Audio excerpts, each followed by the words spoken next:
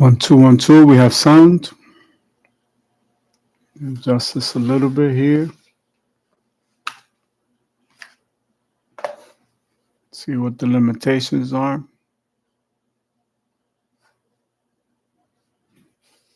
See if we have a way to improve this. This won't hold, but it will be at least a little bit better. So first and foremost, I want to welcome everyone here. I want to thank you for taking out of your valuable time to spend with me. Um, this will be part of our psychology series. We're going to fly off the handlebars. There's no format, there's no direction, no up, down, left, right. There's no inside or outside. We're just going to have a nice fireside chat. Before we get started, let me power up a few of the applications that we're going to be using for today. And this way we can kind of connect with the universe as well at the same time. I just reformatted my digital platform. So everything is a little bit different. Um, let's see what we can put together for you guys.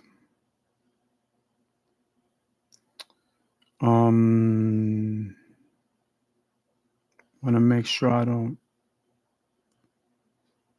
overlook anything.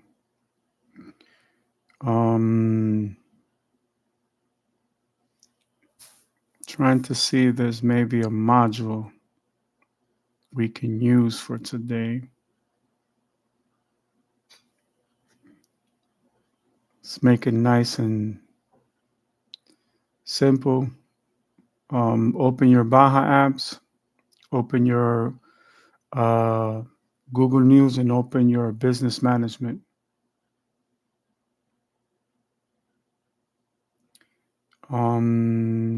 Let's do some calculus.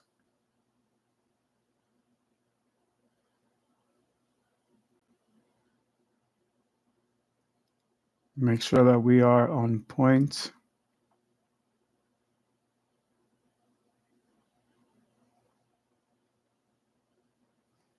Actually, let me see if we can go back to probability theories, discrete random variables. Let's go with that. We'll do the introduction, and if we can get to chapter 2, we'll do chapter 2.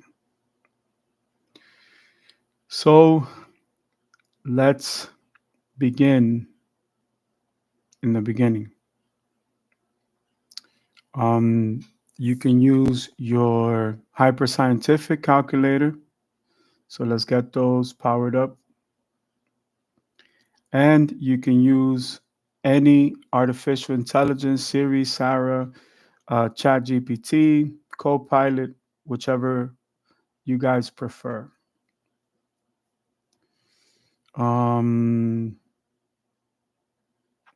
Is there anything else that I may be overlooking? Okay. I think we are ready to go. Let me see if I can find my breakdown for one of my new investments, which we're going to talk about as well. Okay, this will be it. I formatted it, and I want to kind of speak with you guys about it and see what you guys think about it. And this way I can have everything on cue.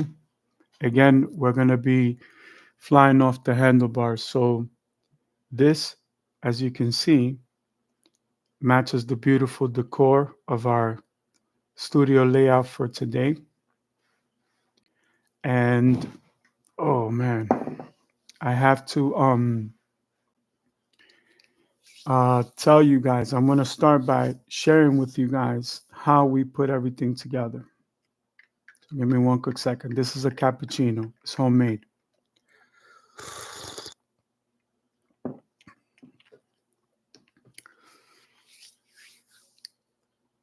So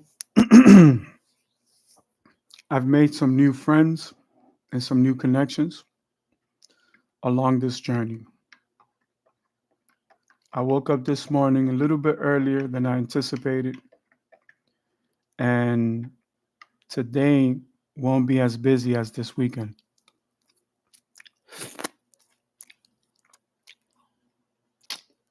That came out perfect.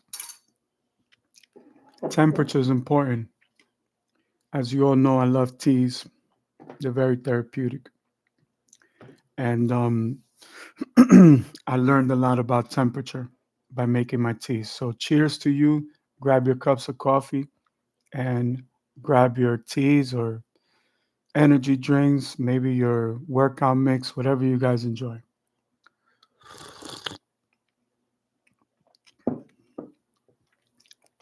Cheers to all of you.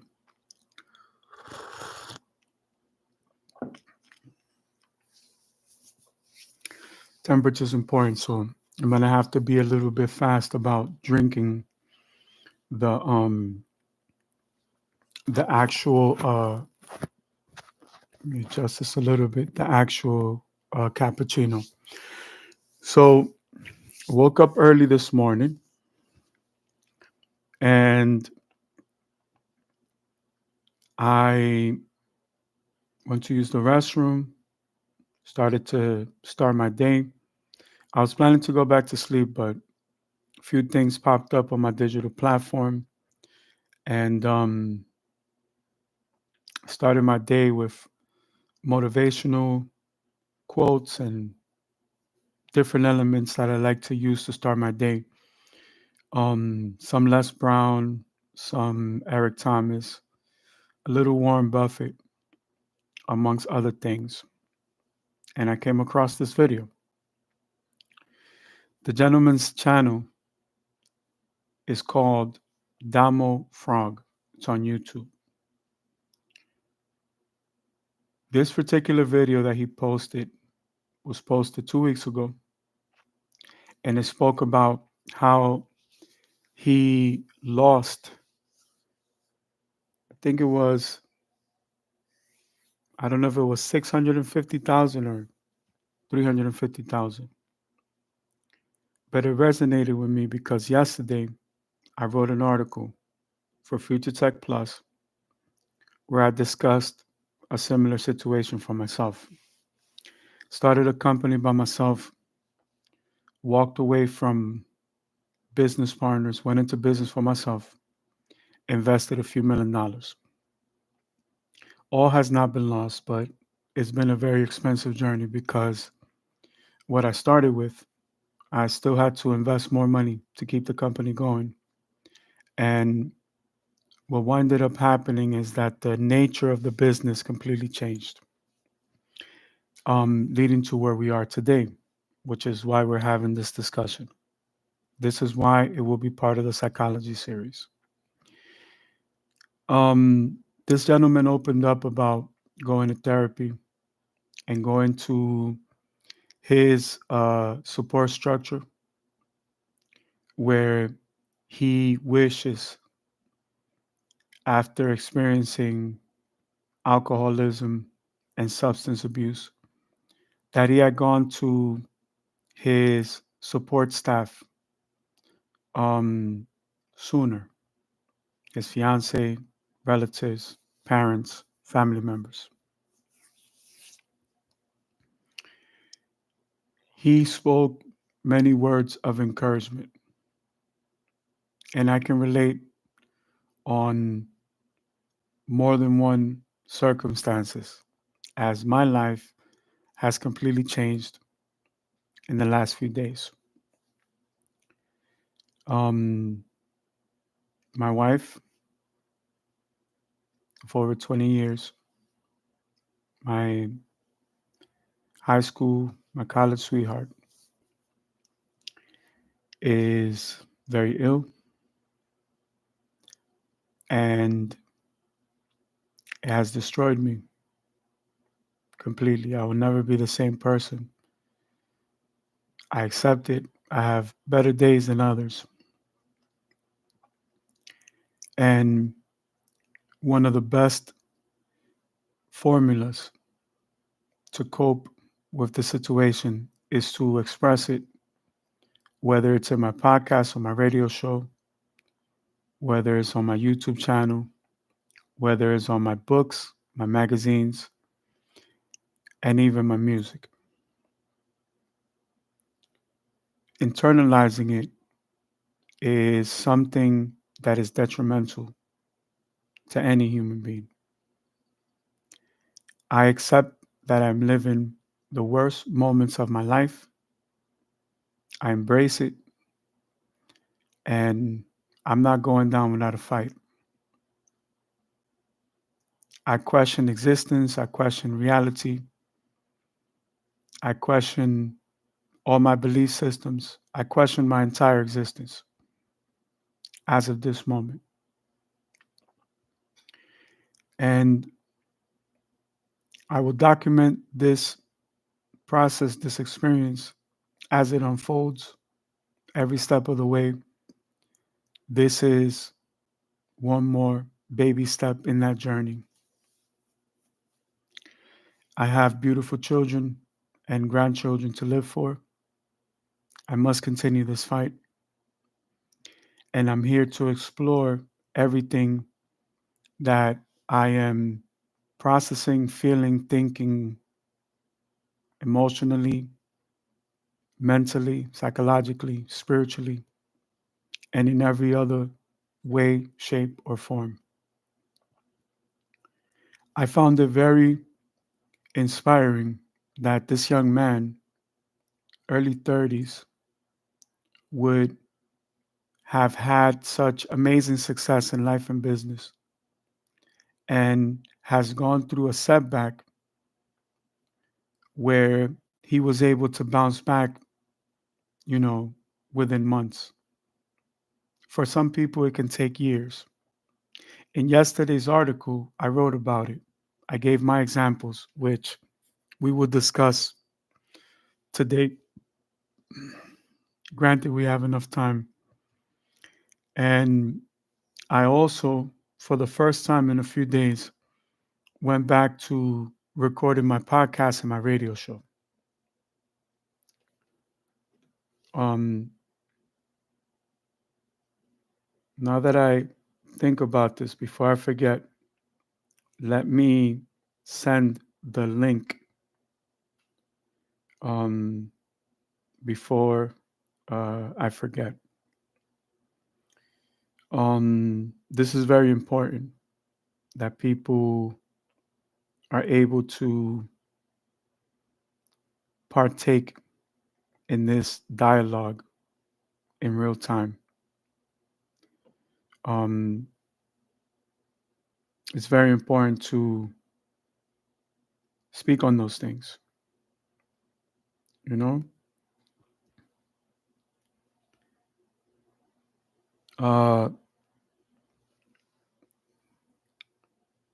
you guys can go on my LinkedIn, Jonathan Marte Pena, the artist known as Venomar One, and join us there as well. Eventually, we'll do a multicast, and you'll be able to join me on all platforms.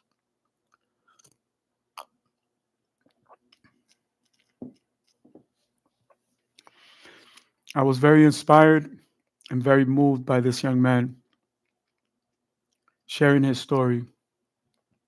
I can relate in so many different ways because I am recovering from a moment in my life, not too distant, maybe 8 years or 9 years ago. Um, it deals with my background in the military, investments, BlackRock, Blackstone, probably some of the highlights of my career as an entrepreneur. Um, I was coming in from the petroleum business. I hit a few home runs. I wrote a few books about it. Over 20 something years ago. Prior to that, I already was in entertainment, music and movies and film and short films and documentaries. And I did a lot of cool stuff in my younger years. I am a quote unquote child star in many, many ways, even though I'm huge and Godzilla like in certain parts of the world where people don't even have a computer or a cell phone. I realize how big the universe is. There's parts of the world that still are uncharted waters. They don't know who I am.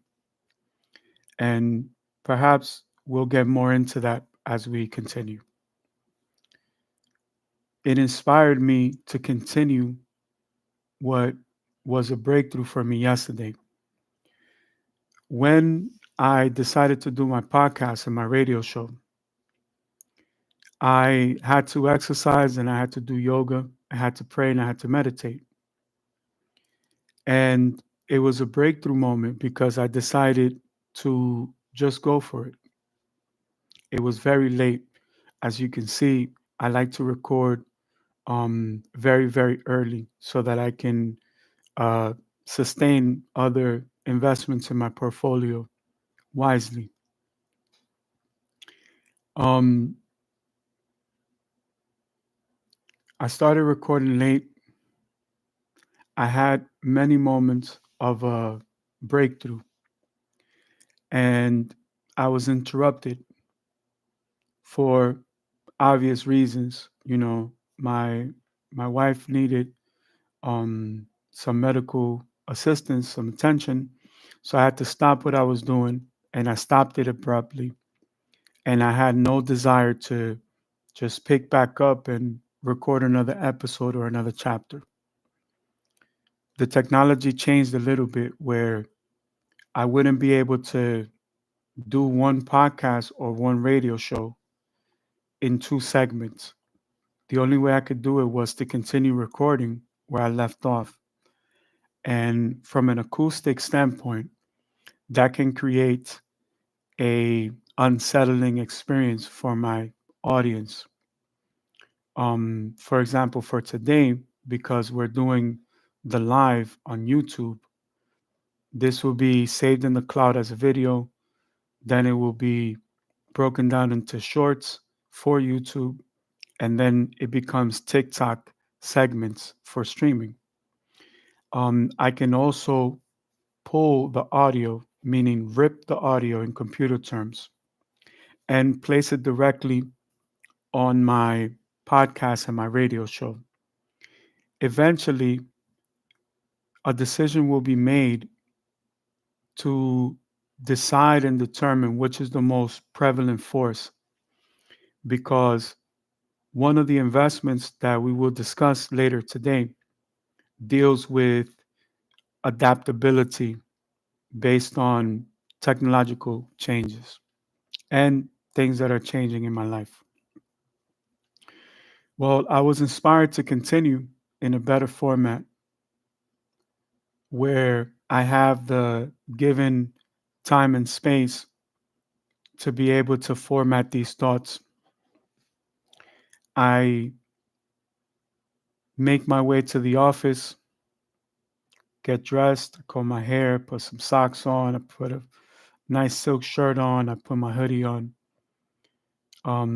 Law of attraction, this matches my hoodie, it matches the background, it matches this beautiful Picasso that my beautiful wife got. This is like it's like a remix, it's a remake. This one actually has color. I had a family member mentor, childhood friend who had the original. So I've been able to see it in real life. And this is one of those lost pieces. I have another friend who's very young in business, but is the CEO of a very big company in the Asias. And they do the remakes, but they add color and they add more features to where it's like a Easter egg hunt. Like if you've seen the painting, you know what it is. In other words, it was used as an inspiration. Now this company doesn't remake it on canvas as I have it here in my office. They remake it in like an acrylic in the same way that you can order film from Google Pictures directly from Google, and it can come in plastic, glass, acrylic, or canvas. It's your choice. But that's a whole another business all in its own. And I was able to link up with this company on LinkedIn. I have a lot of business partners in markets like Asia and places like China. Shout out to everybody in China, Shenzhen. Um, they are more open minded to certain developments in technology. And at the time, we were discussing implementing my NFTs into each one of the canvases. And it's a project we're still loosely working on, even though at this particular time, my focus is on other things. Um, Everything is inspiration, right? So I wake up, I've been using a meditation principle for anxiety. When you guys wake up from your rest, your sleep, it doesn't matter if it's at night or at whatever part of the day. As soon as you wake, before you allow the mind to race in thoughts, I want you to place your hand over your heart and tell yourself, whisper to yourself, this is the beginning of my new life. This gesture um, creates a soothing and calming sensation, and it pauses many physical mechanisms of the body, but most importantly, many mental mechanisms of the mind. And it puts it at ease, sort of like when, um, let me see, we have sound here. Okay. Sort of like when a child is in the womb. It's a similar calming mechanism. When children are in the womb, um, they may open their eyes, they may suckle on their thumbs, which some children do. I did as a kid, even after you're born. But they cross their legs inside the womb, and it creates that palpitation feeling in their body. So after a child is born, that is substituted by the sound of the mother's voice and the touch of the mother and the father and the loved ones and the relatives for the child, early childhood development, which is my expertise. One quick second.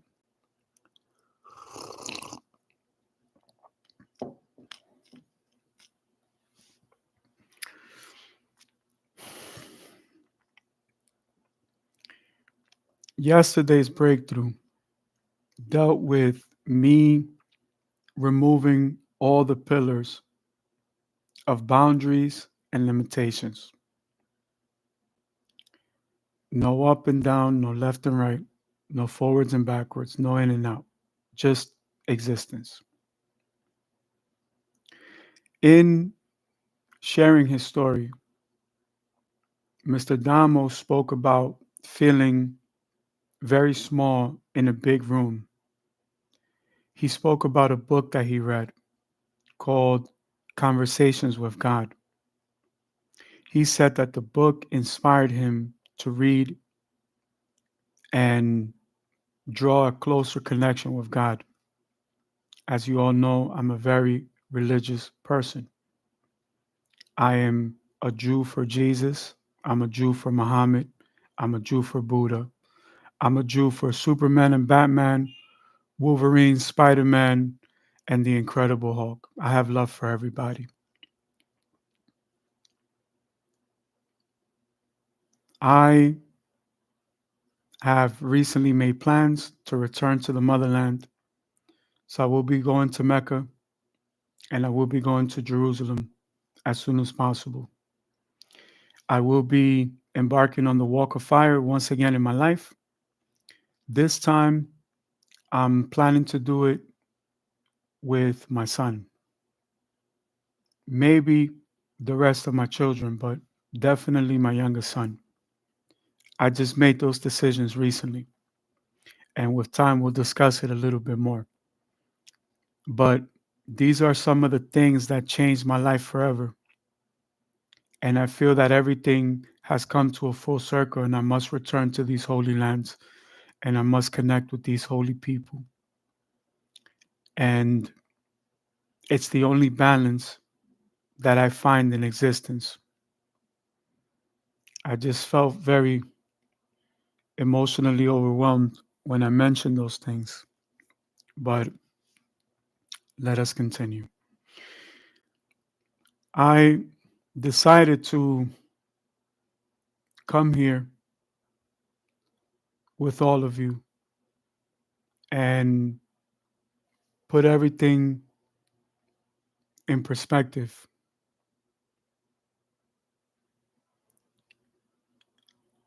I decided to,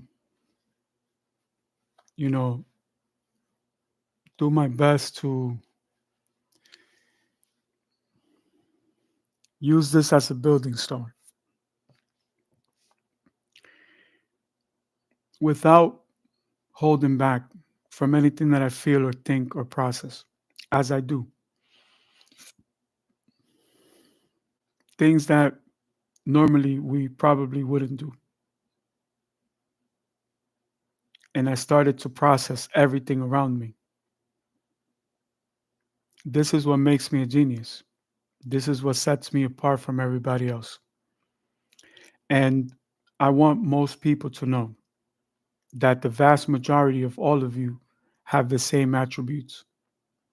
It just takes a little bit of time to learn how to administrate these things.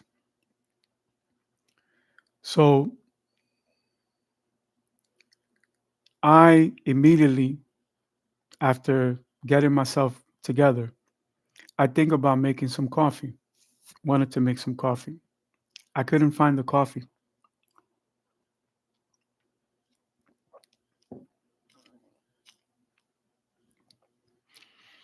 I have an actual tea machine, which I never had before. So I would make tea the old school way, either boil it myself or put it in a coffee pot, leaving the coffee maker empty and just leaving the warmer on and waiting almost a whole day to make a tea.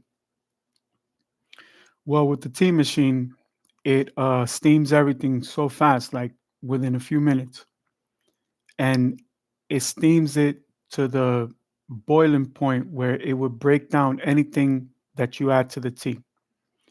So I'm mostly famous for a mandarin tea that I make.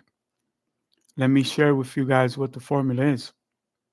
You're going to take the peels from mandarins. You can use oranges or any other citrus fruit, including kiwi or strawberry. And you're going to put that inside of your pot. You're going to cut some fresh cilantro if you can, but mostly chives. Um, you're going to use ginger. You're going to use garlic. You're going to add uh, pepper, white pepper, grounded if possible. You're going to add oregano, and you're going to set that to boil. And once you can see that the tea is of a darker shade, because it would be like a golden orange type of shade, then you can sweeten it with maple, honey, or brown sugar. You can use the white sugar as well, but I don't recommend it all the time because it's not the healthiest. So it should be your last option. Or you can maybe even try an artificial sweetener like you know, sweet and low, or what is it called? I think it's kabucha. They have it at the Starbucks. It's the light green packets or the yellow packets. Again, law of attraction, right? Same colors.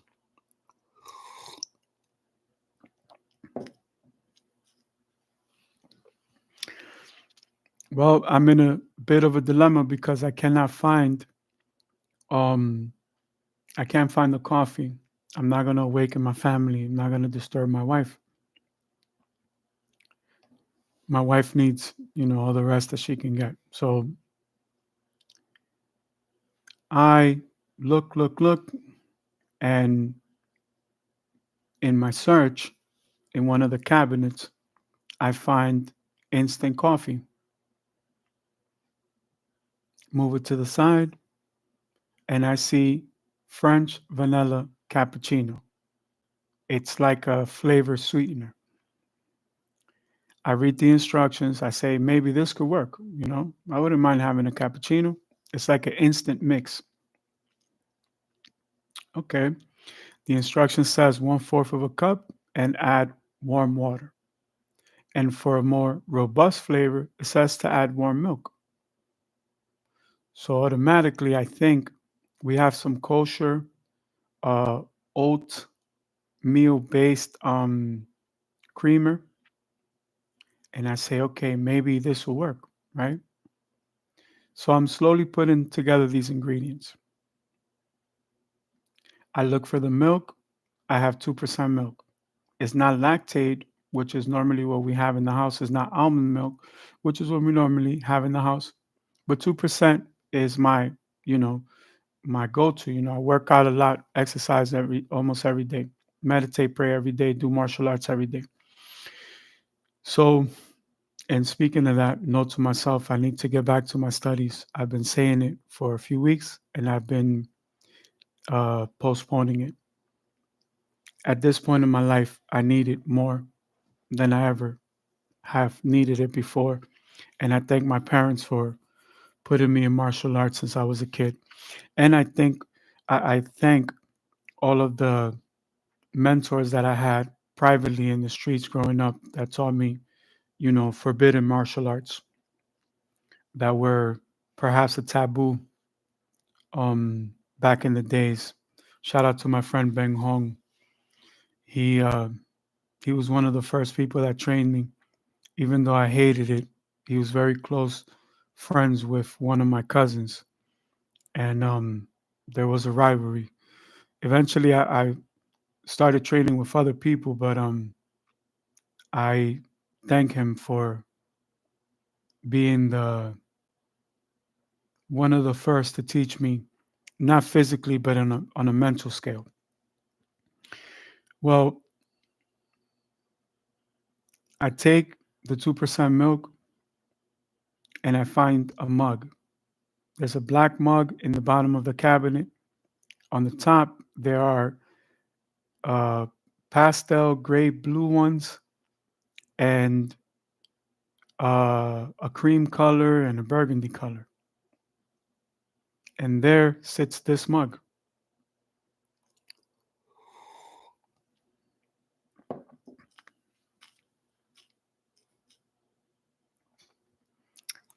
I grab it.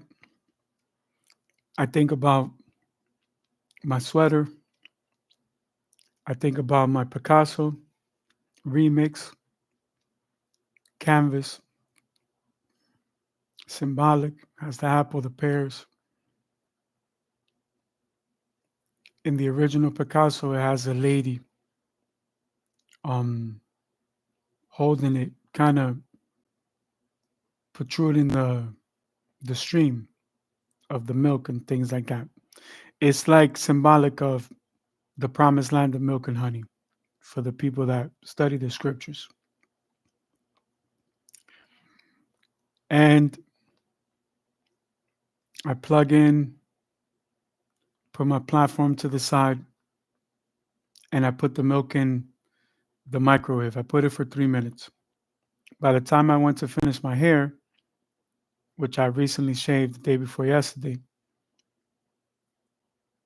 I had shaved the 10 days prior to that, grew my beard very long, but I had an allergic reaction. So I had to pull all of the hairs that were ingrown so that I could shave. And because I shaved in a royal pattern, which is with and against the grain, I knew that would happen, which would allow new roots to grow and develop on the dermis, which is the top layer of the skin. Skin is the biggest organ in the entire body. So, even though it was a painful process, it was a process that I had to go through in order to grow. Kind of like an eagle when it tears its feathers and talons and beak and goes through this metamorphosis to come back stronger. I always liken myself to an eagle. In all of my classes, I teach my students about aircraft, military aircraft, sometimes other type of military machinery, but mostly aircraft and birds of flight, birds of prey, and we pick a different animal behind um, every lesson. So I always find myself going back to the Eagle, F-15 Eagle, for those of you that know about fourth, fifth, and sixth generation fighter jets. Shout out to you, Morpheus. I know you're probably tuning in. Um,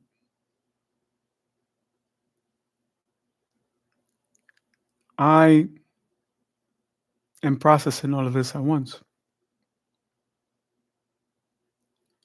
When I return, the milk is almost ready. I put it for 3 minutes, but I stopped it at 49 seconds, meaning only 2 minutes, 11 seconds warmed up the milk. I take 2.5 spoons of the cappuccino and I put it in the mug. Remember, I could have warmed up the cappuccino in the mug, but I decided to do it in a bowl because it's more wide and would allow it to warm up to a different temperature. Remember, temperature is important, which is why I have to drink this fast because I'm losing that temperature.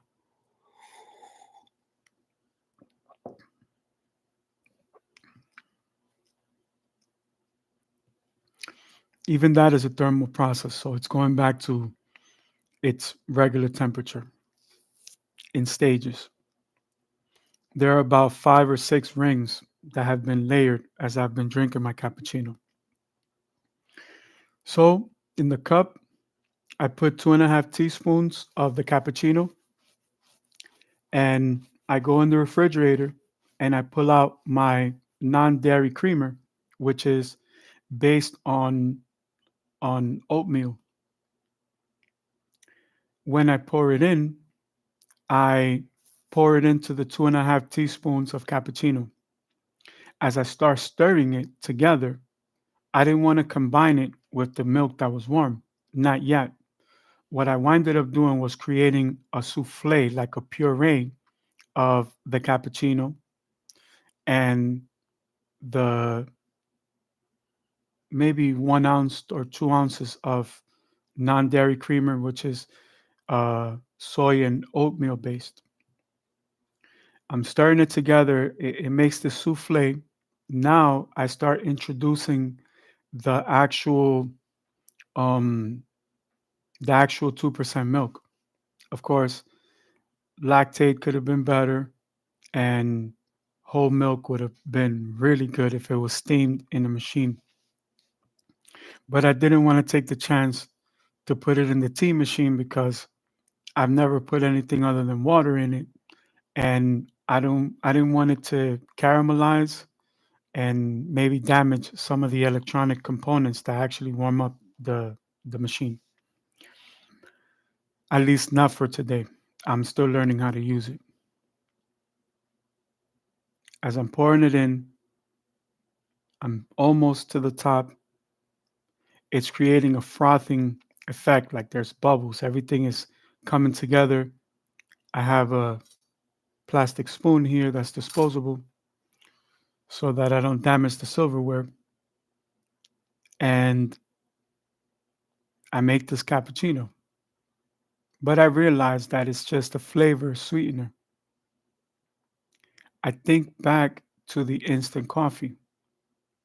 It instructs you to pour in a teaspoon of the instant coffee for every 12 to 16 ounces of water. Well, remember, for my baseline, I use 2% milk. So I put a little bit more than a teaspoon so that I can have a little caffeine. Not that the cappuccino doesn't have some, but I wanted to balance the flavor because this already comes pre-sweetened, so you don't really need to add sugar. And that's how I made my cappuccino. It came out perfect. Uh, I put it back in the microwave. This time, my goal was to only set it in for 1 minute or less. Again, I programmed it for 3 minutes so it can give it a little bit higher temperature. And I stopped it a little bit less, a little bit over a minute. I sat down and I started the live. Everything once again coming full circle.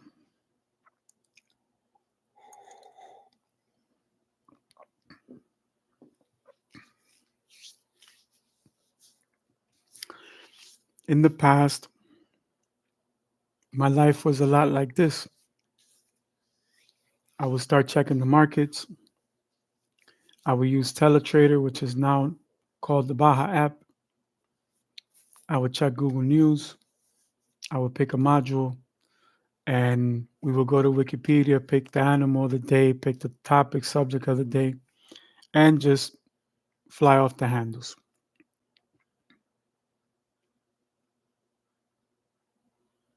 Someday, my life will return to that. But in the meantime, it's important to have these moments.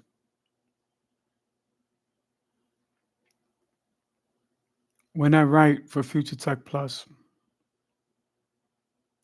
knowing that eventually it becomes one of my books, one of my series, one of my master classes.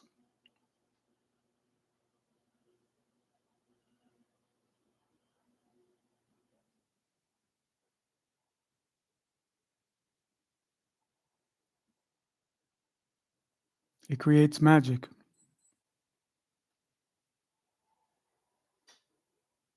That used to be my tag growing up when I did graffiti as a kid, one of many.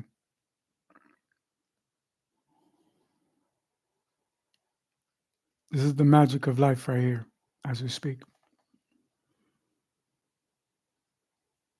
As you could tell, I don't want to force my voice, so I'm going to adjust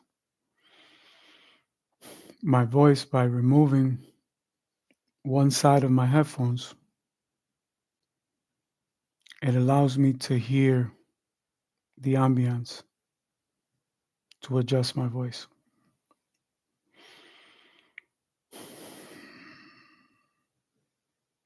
It takes a lot of energy to do this because we're peeling back the layers of the mind. We're exploring things that we may not understand all the time. This is an extension of the breakthrough yesterday. And It's an additional extension now.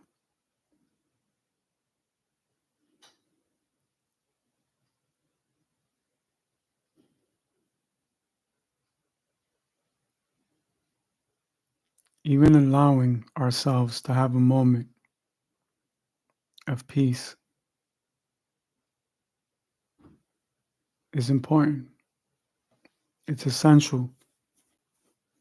I heard a young lady entrepreneur yesterday mention keys to the mind, the soul, and the spirit, and allowing ourselves the peace that we deserve to have. I can hear the water running right now.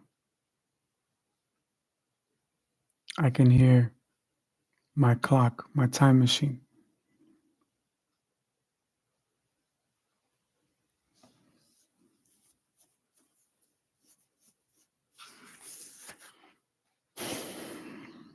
There are no boundaries. There's no left and right. There's no up and down. There's no forwards or backwards. The concept of time doesn't exist. It's only an illusion.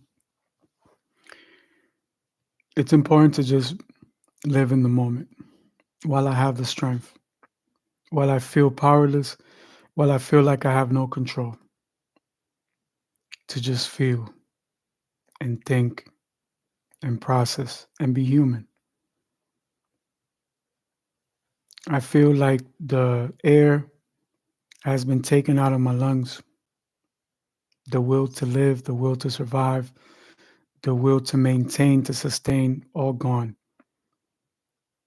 I don't view the world the same. The things that used to drive me and motivate me before have no intrinsic value to me anymore.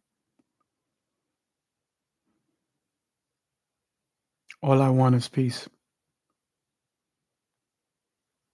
I remember an old friend telling me that many years ago, over 20 years ago.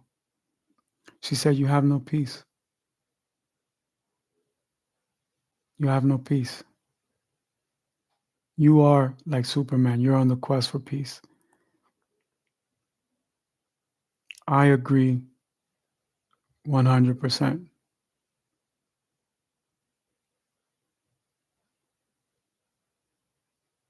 I am like Superman, and I am on the quest for peace.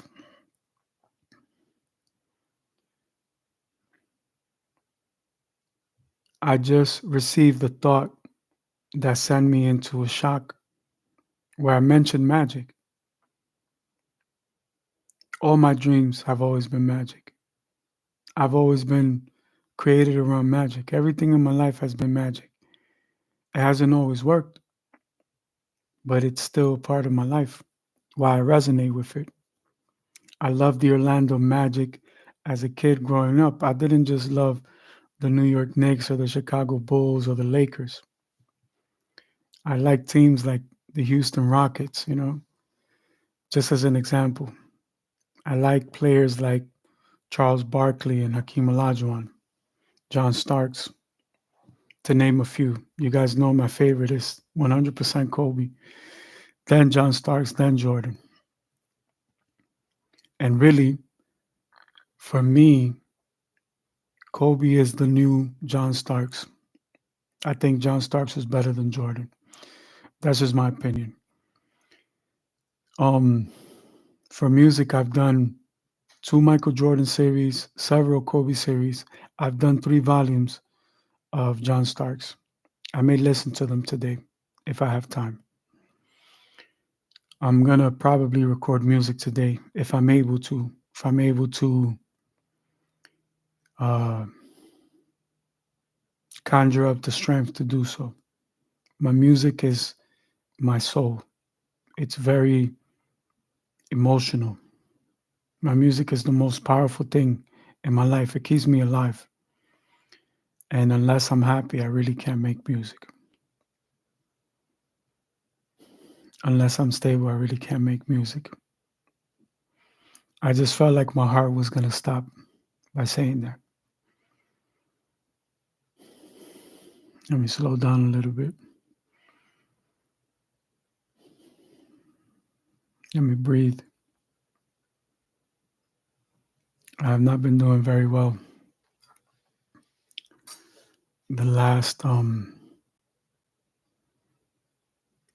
few days, weeks, months.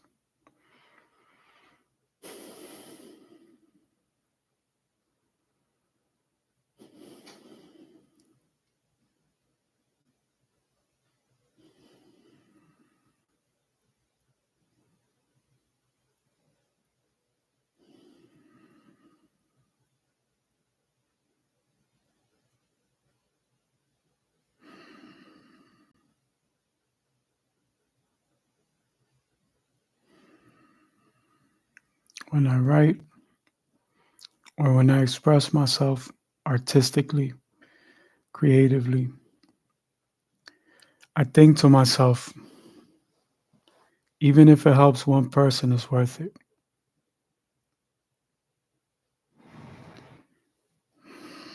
I feel lightheaded. I feel very dizzy right now.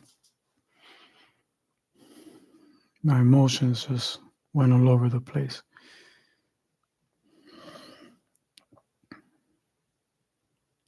This takes a lot of me to do, but I know that it's the breakthrough. It's swimming against the current. It's not giving up when I have every reason to quit and surrender and give up. I'll never do that.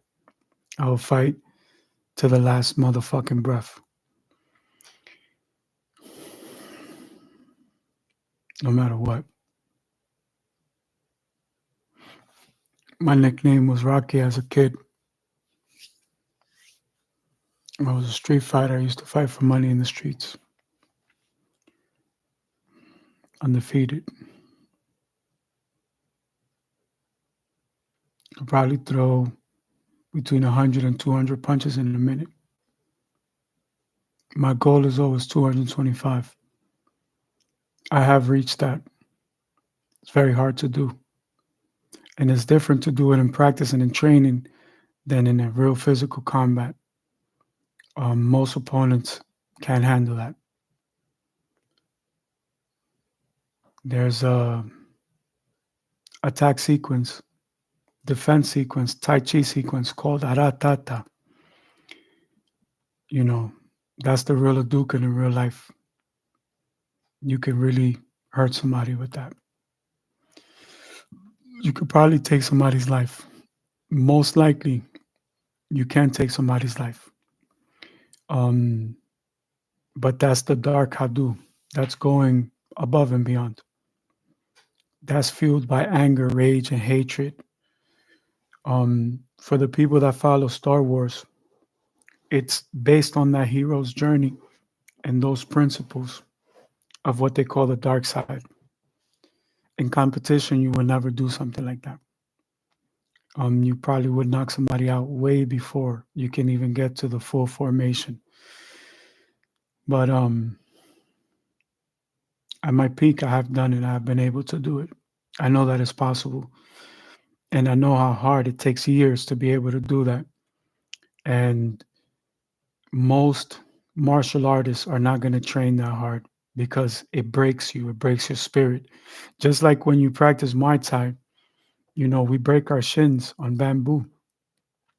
What happens is our shins start to layer with more bone and calcium, and our shins are very thick. So my shin is probably like two baseball bats on each foot. So everything in my body is a deadly weapon. My hands are registered and things like that. So I wouldn't engage in a personal fist fight or whatever unless it was life or death. I had to defend myself. But I know the power of my body and my mind and my soul and my spirit, and I don't take it for granted. But mental discipline is just as important. But coming back to the full circle of life, you see that theme in movies like a B movie and the movie Up, the Disney Pixar movie Up. You see it in The Lion King. Even if I write an article or if I do a podcast, a radio show, a YouTube live, a short, a TikTok, anything on social media, artistic, creatively, poetically, through literature, through poetry, whatever. Even if it helps one person, it's worth it. And Mr. Damo spoke about praying that it reaches the correct person. I have spiritual guides that have connected with me in moments where they themselves said, if this reaches one person, I pray that it reaches the right person. And it reached me because I've been a celebrity my whole life. And it's something I can't express. Like people don't understand. It's hard to explain it, but I try my best. I was always the cool kid. I was always the superstar. I was always the best at everything I did. So people naturally gravitate towards me, right? I've always known how to turn it on and off. I've always known I'm very charming, charismatic, very passionate about everything I do. I give everything in everything that I do. I don't see fairness or equality in not being 100% who you are at all times. Even if people can't handle it. Some people can't handle your light, some people can't handle your energy. I create changes in people that they themselves don't understand. I've lost childhood friends due to financial competition because I became a millionaire before all of them and I never changed. They perceived that I changed, but I never did. And then when they became millionaires, they changed. So now they held me in contempt of their own resentment because I represented a still water, like a still mountain. I cannot be moved. They saw a reflection of the water beneath the mountain, which is themselves, realizing, like the ripples in the water, how they had changed. So they held it against me to the point where it consumed them, burned them up, destroyed them inside, and they turned away from me physically, emotionally, psychologically, financially, and in every other way, shape, or form. There's no up, down, left, right, forwards, or backwards, inwards, or outwards. The time a concept is only an illusion, does not exist. I am a time traveler confirmed. And I learned more than what I could have ever bargained for, traveling through time and space, and the universes and the galaxies, and the Milky Ways, and existence.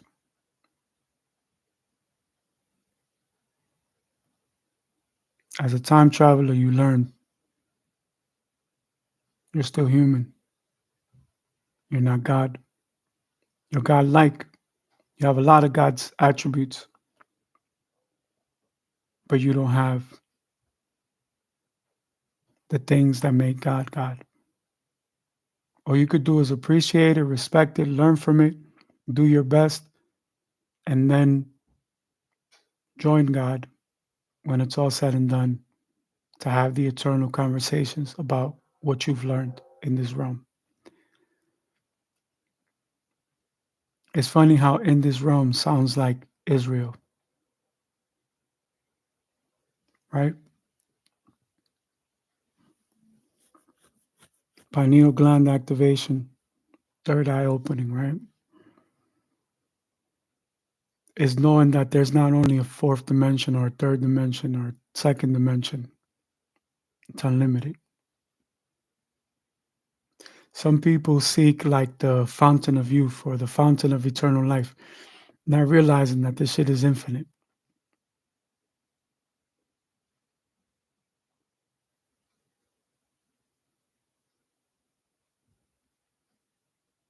I want to adopt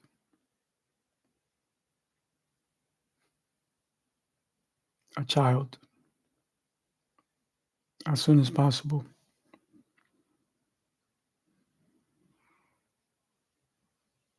It's one of the things that I have been discussing with my wife. I want to share that with all of you. I'll keep you posted on how it goes. But Mr. Damu's message found me, and I find myself reaching out to you, wherever you are, as you're facing life's known and unknown challenges.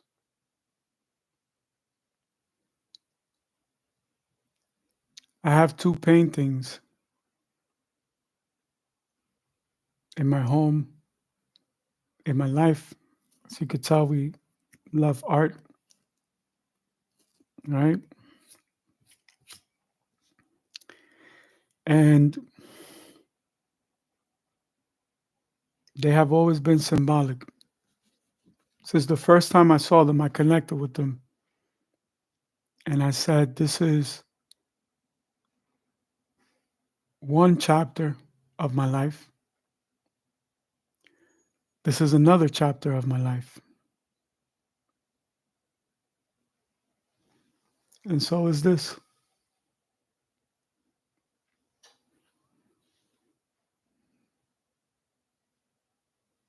They all resonate with me because they're all a part of me. And whatever I cannot express in words, I'm able to express artistically and creatively. Before the fame and the fortune, these are the videos nobody watches, right? Even after the fame and the fortune, only a select few would go back to partake in these moments.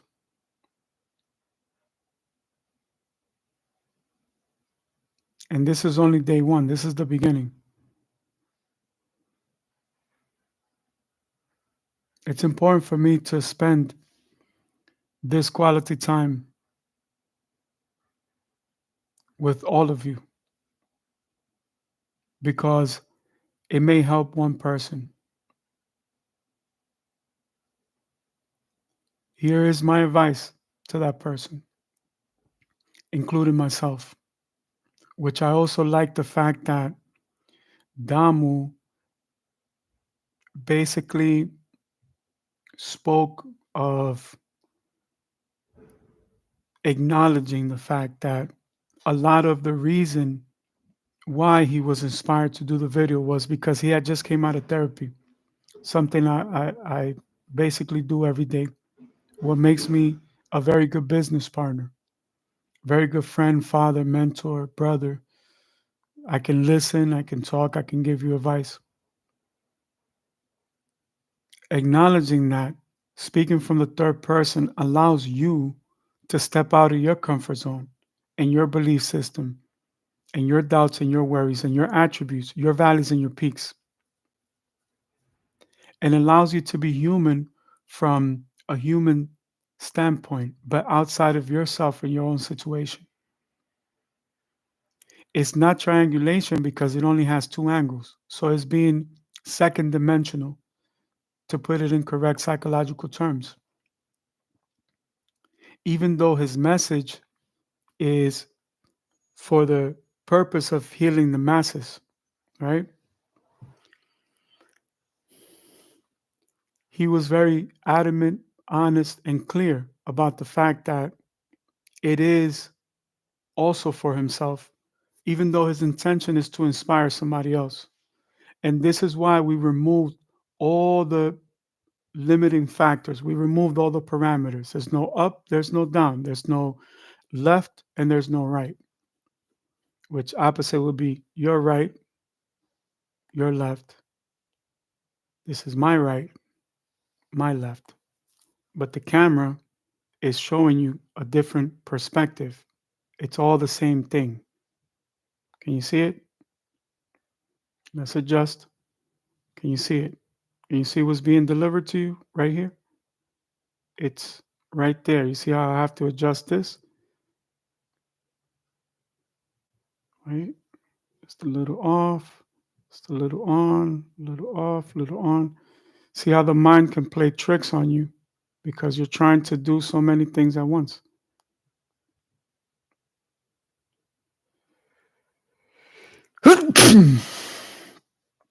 Divine, right? Higher power. Let's study this art here. Beautiful vase. You have to assume it comes from the land of milk and honey. There's milk and honey inside of it. You can see some of it poured on the cloth and the mantle. You see how it's darker in a golden shade, golden tone, like a mandarin tone. You have two pairs, but from a certain angle, it looks like an apple. You see how it's oblong in the bottom? Beautiful roses, flowers. You can see part of the patch. See how these leaves are still green? That's a flower blooming. But when it blooms, it's still green. Then it becomes white. Then it becomes yellow. And it matches the pollen and everything around it. But as you can see, there's two different varieties of pears and apples here based on the color of the bloom. They're all feeding off the same land of milk and honey. You can see some of the water as if the water was poured out and the milk and honey was poured in. And now it works as a preservative. What is different about capturing this moment? Nothing.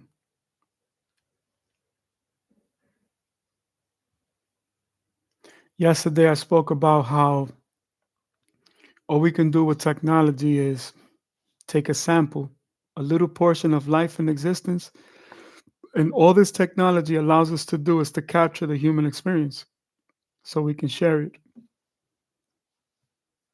As much as it is personally for us and our healing factor, our therapy, see this? This is where the new heart is.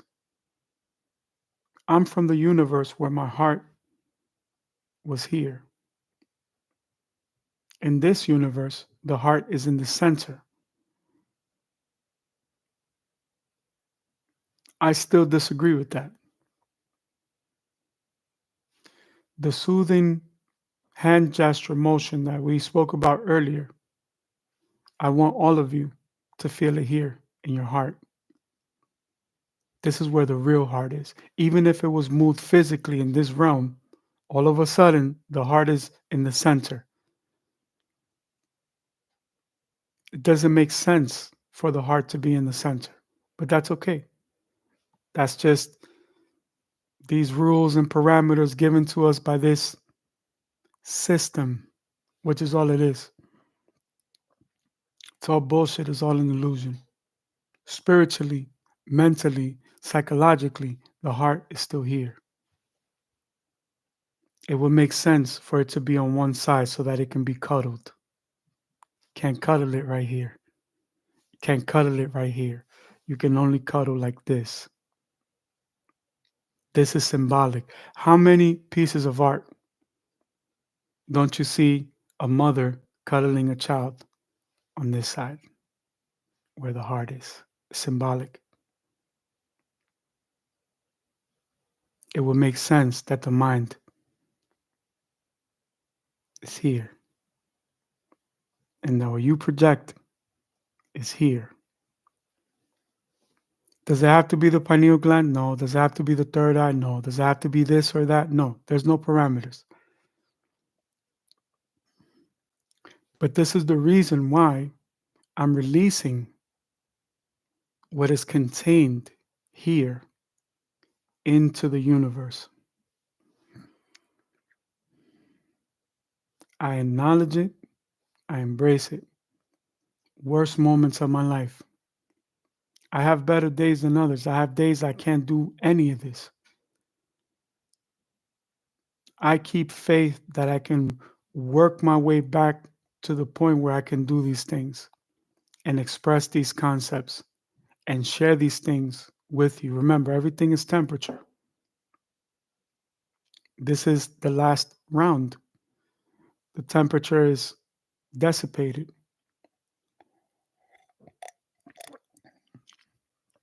The energy hasn't changed, it has just changed form. There's no such thing as death. It's just a changing of energy. Everything else is made up by all of these characters and all these peoples and places and circumstances and things.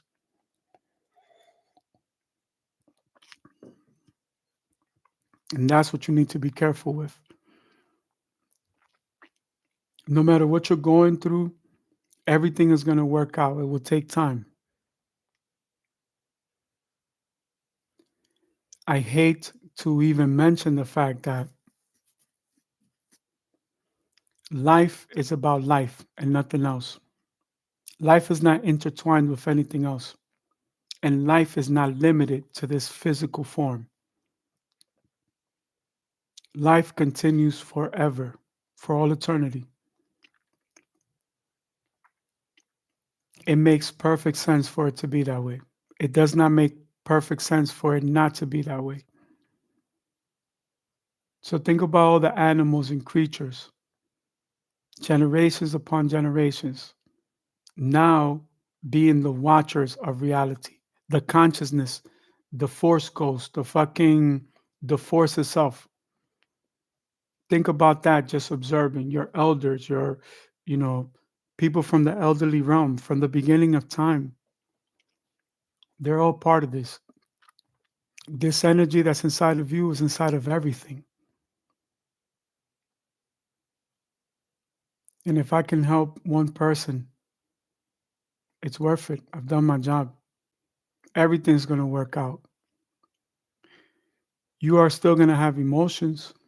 You're still going to have feelings. There's going to be better days than others. But no matter what happens, you have to hold on to that hope and that belief that everything is going to work out. Living life every day, making every single day count, acknowledging, respecting that certain things are going to happen regardless, no matter what. They're going to happen and that's it. We can't control that. That's when being stoicism or stoic comes into play, just like Buddhism or any other religious belief or disbelief. The only thing that I have is this moment. And every time we're able to connect, all we have is this moment. So let's connect in the best possible way. Even if it's extending a hand and reaching out and grabbing somebody and pulling them from the darkness, from the despair, from the feeling of the opposite, where things are not going to work out and everything spins and spirals out of control.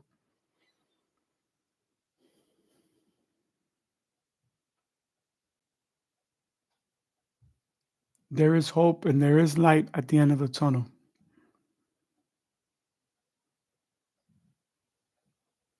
I'm very upset with this universe.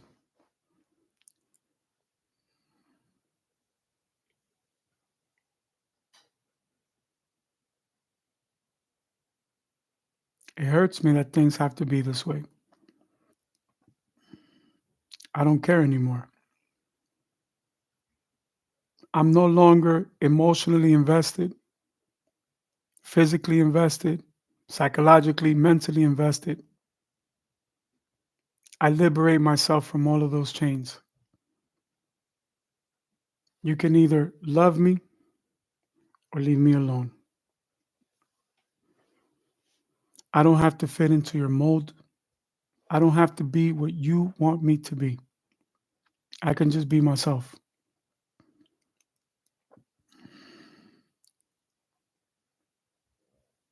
I don't want to correlate life, living, existence, purpose, legacy with anything else because it shouldn't be attached to anything else.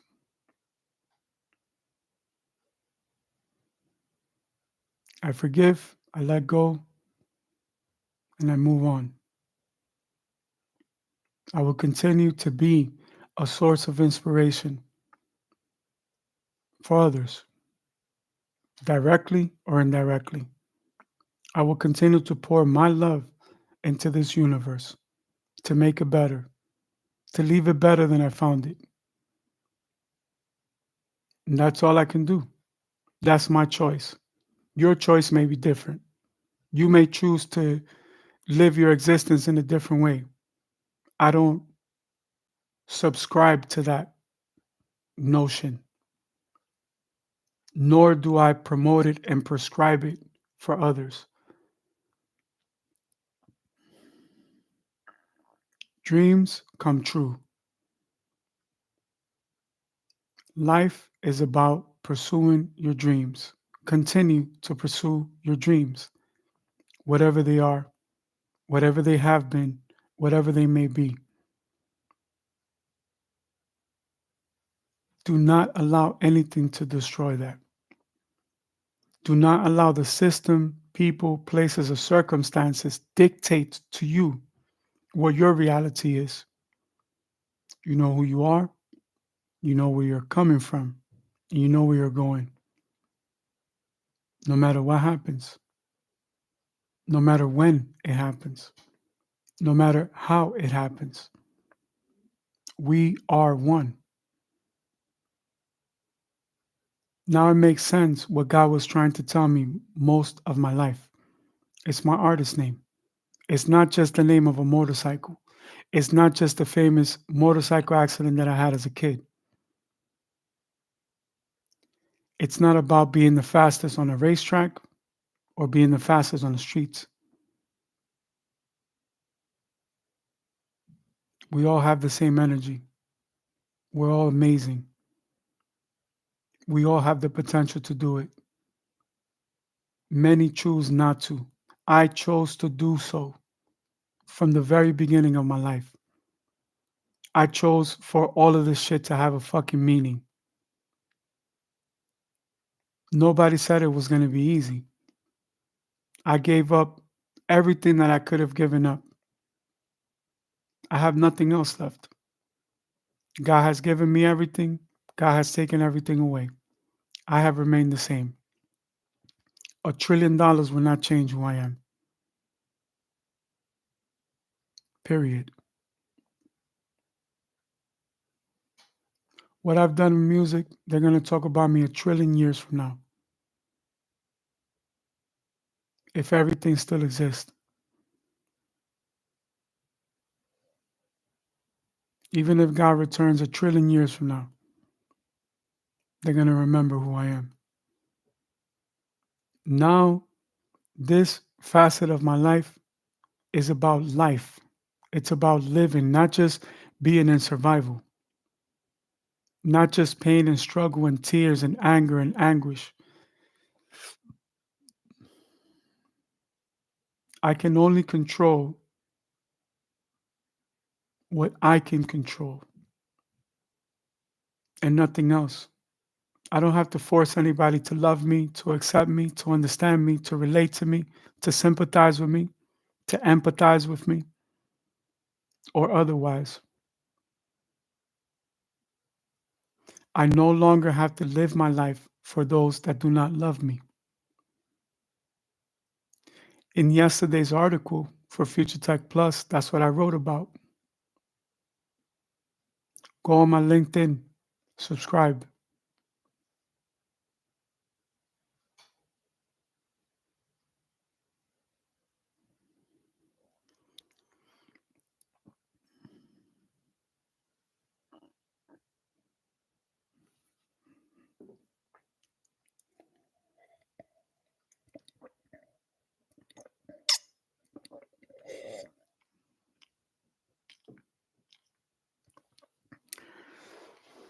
This is the breakthrough.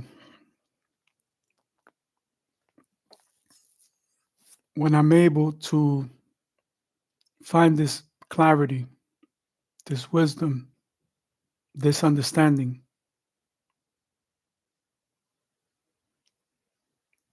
when I'm able to connect with the world, my own unique experience. I'm not just an artist or an entrepreneur, a product, a service, a brand, an industry, a trade, a field, or a structure.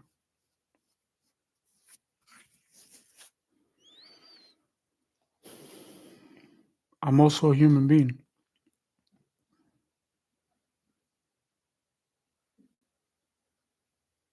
My life is available for the public to see, judge, criticize, comment, support, or not. It doesn't matter. Being human is more important because there are many people that are afraid to be clear, honest, and transparent. This doesn't take away from any other skill that I have, any other ability that I'm able to execute marvelously. There's no left, there's no right. There's no up, there's no down. There's no forwards or backwards. There's no inwards or outwards. There just is. And all I have is this moment.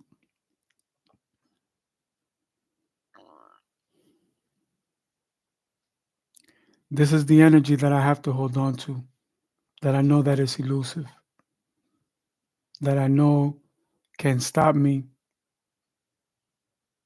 at any moment. All I can do is fight back as soon as I regain the strength to motivate one more human being. We're not alone in this. Somewhere in the universe, somebody is watching, somebody is understanding, somebody can relate. And it may very well get that person through their darkest moments, knowing that although it's always going to be a challenge, that everything will work out. For me, it will be traveling the world and praying and meditating in remote areas of the world. That's a decision that I made by myself. That's what I feel resonates with me. Now I want to go see the world again. This time, the meaning is completely different. And I don't need anything but the bare minimums. I don't want to travel with a caravan of things that are no longer a part of who I am.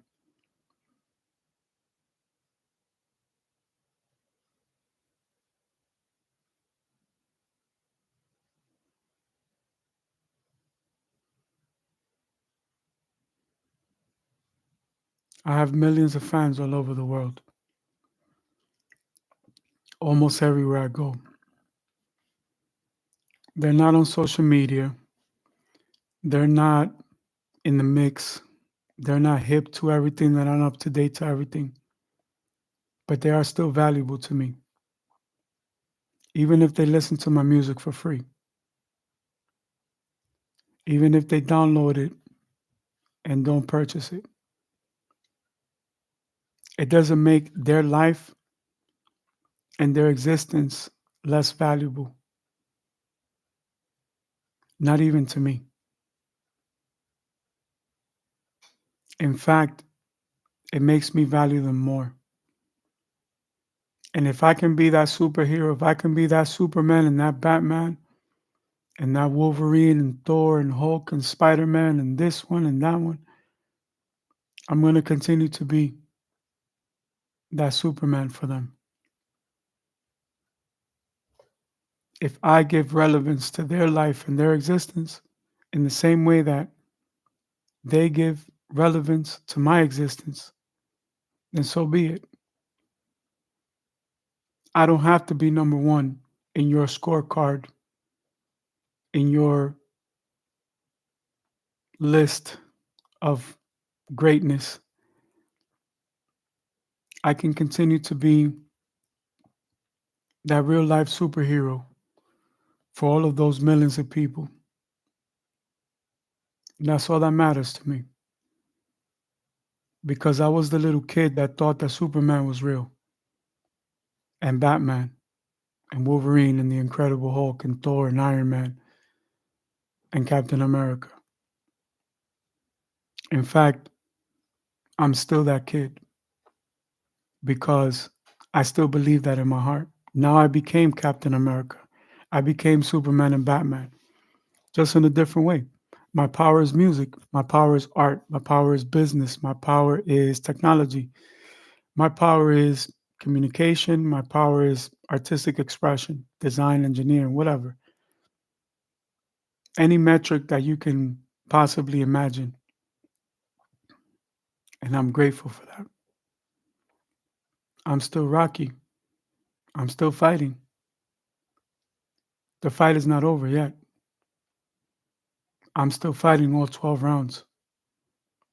I'm still going extended rounds. I'm more powerful now than I ever been in my entire life, even though it doesn't seem that way. Sometimes it doesn't feel that way. I know that is the truth.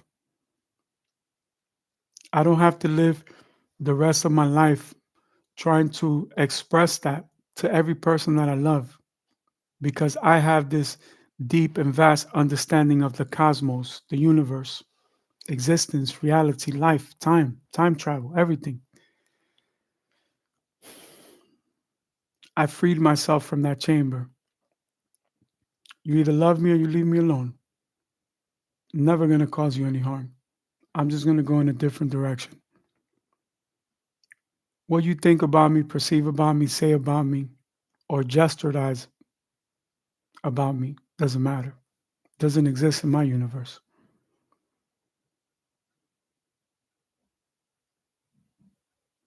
I'm no longer living my life trying to express to the world all the beautiful pieces of life that I have found, just like picking up a penny from the floor, which I still do to this day. Something I've been doing my whole life.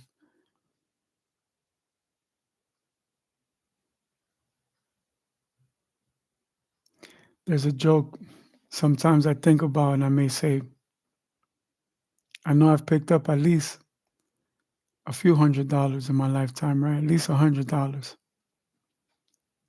And I don't mean that in the literal sense, it's symbolic.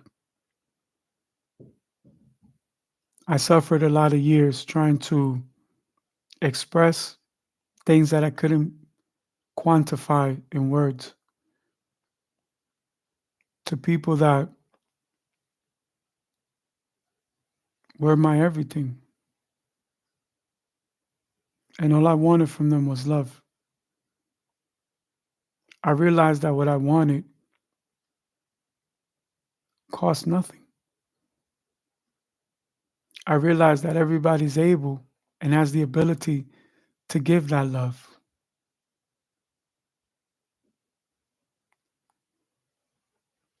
I learned the hard way that some people choose not to grant you that love and that support and that understanding. I've been judged my whole life.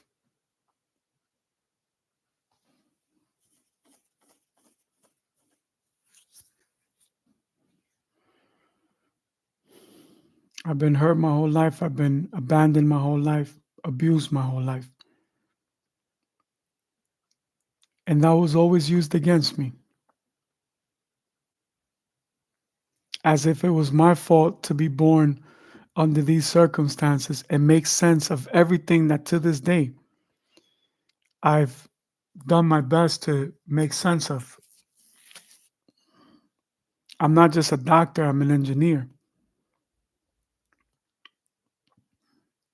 And that's just two concentrations of hundreds, perhaps even thousands of concentrations that I've educated myself on.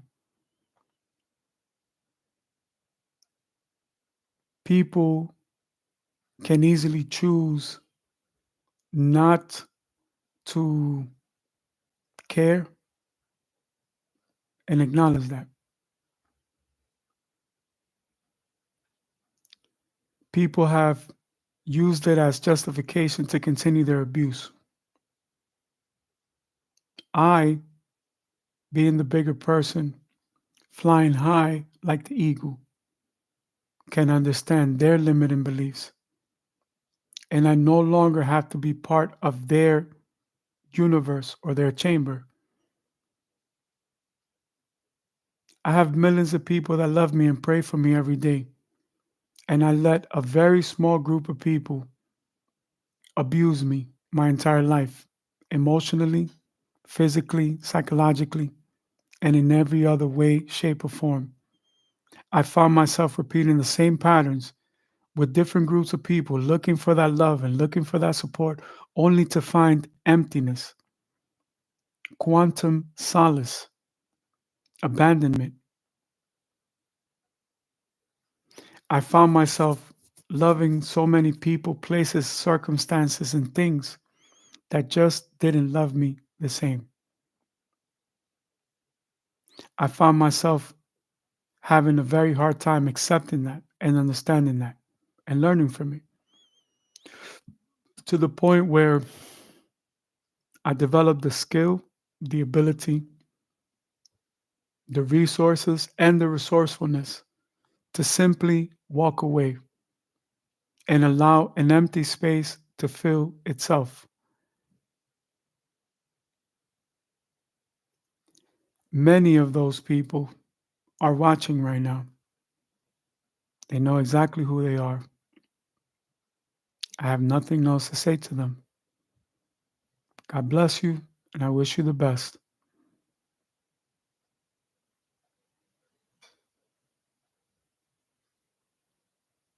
I learned a lot. It was very hurtful, but I got through it. It made me a better person. Now I'm able to help other people in similar situations. I see how quickly people can feel entitled, even if it's to the abuse that they inflict on you, meaning others, not you directly watching this.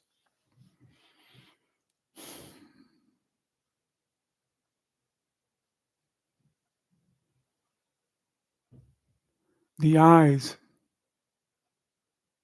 tell the truth.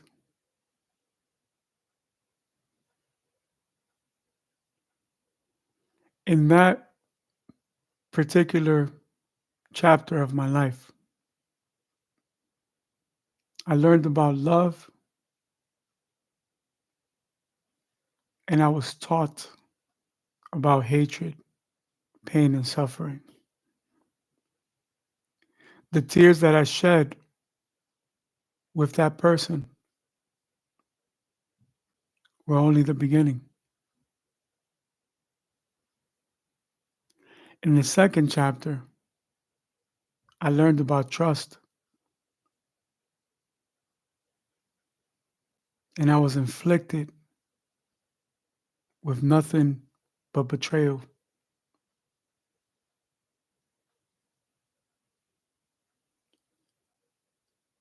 To justify the abuse, those two people took away from me the only love I ever had in my life.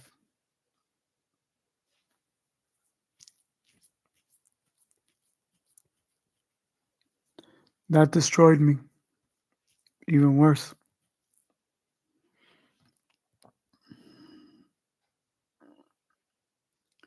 Changed the course of my life,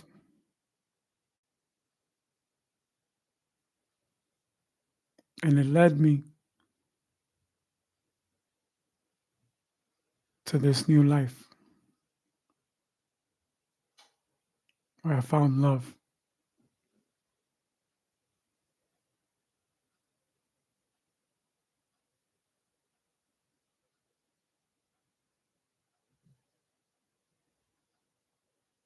And I found loss.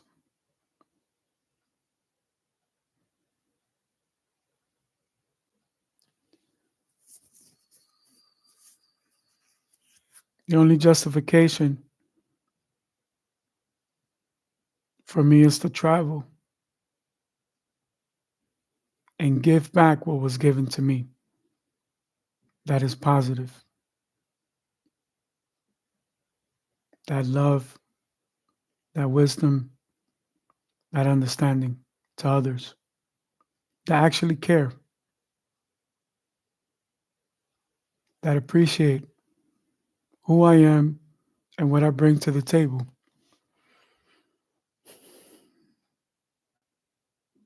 That's fair. That's an even exchange. What I decide to do with that was completely up to me and my choice and my decision. I chose to make a cake out of crumbs.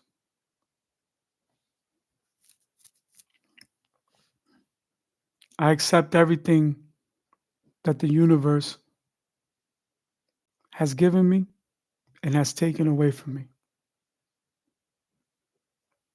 To free myself from that chamber, all I had to do was get out of the way. I don't need anything from the universe. I'm not asking the universe for anything, nor do I want to give anything to the universe that is not positive. I learned enough in that phase of my life to be where I am today.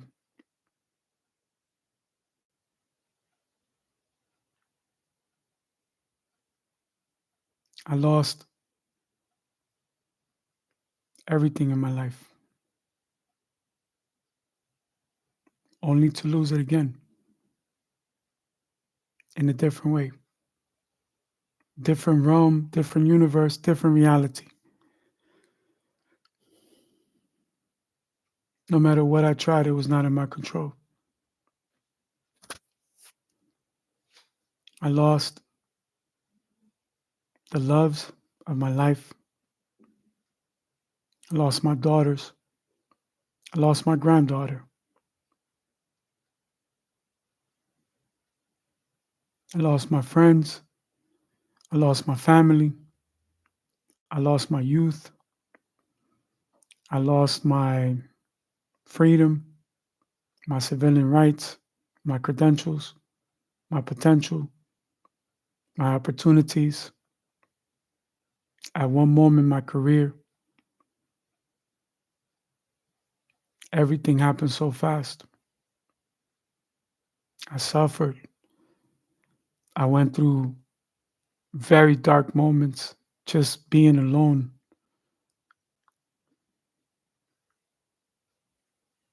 I started building cars. I would listen to the same songs of despair, destruction that still gave me a little bit of hope. It was Jose Feliciano's greatest hits. I built thousands of cars listening to those songs. And it's the only way I could express myself at the time.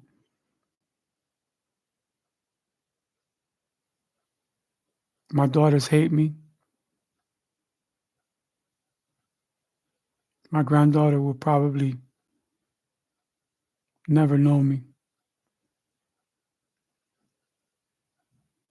Maybe in 25 years, I'll be able to speak to her. I look forward to that conversation. I feel in my heart everything was about her.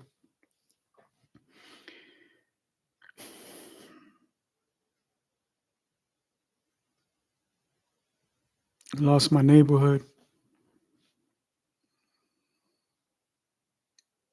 my streets, my sidewalks, my mailboxes, the birds, the traffic, the noises, the sounds, the smell, my pizza shop, my Chinese food store, the hardware store, the liquor store, the supermarket, the bodega,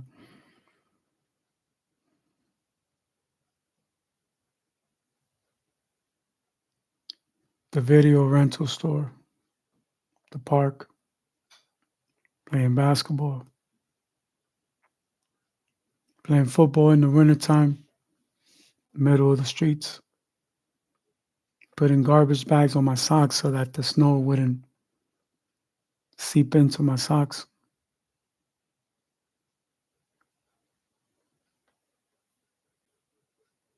my imagination, traveling from the Bronx to Harlem, back to the Bronx. New York City was my backyard.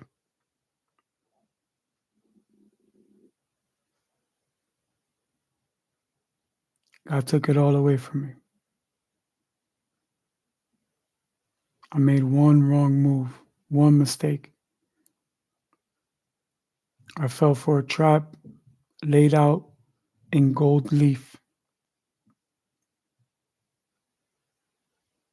by some of the people that, even with my shields up, I let my guard down. They struck me down. Then I spent years trying to rebuild, capture, captivate what was lost, always praying through the process that I would get the opportunity to do so. And in the end, it just made everything worse. There was no conviction in my heart to hold this against anybody because I realized that there was no way that they would ever understand. When I left, I made a choice to walk a righteous path and give my life to God, which is what I did and what I've done. My loved ones would either understand or would never be able to relate.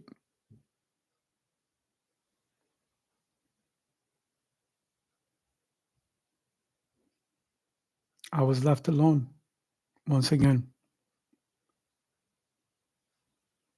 lost everything that was in my heart.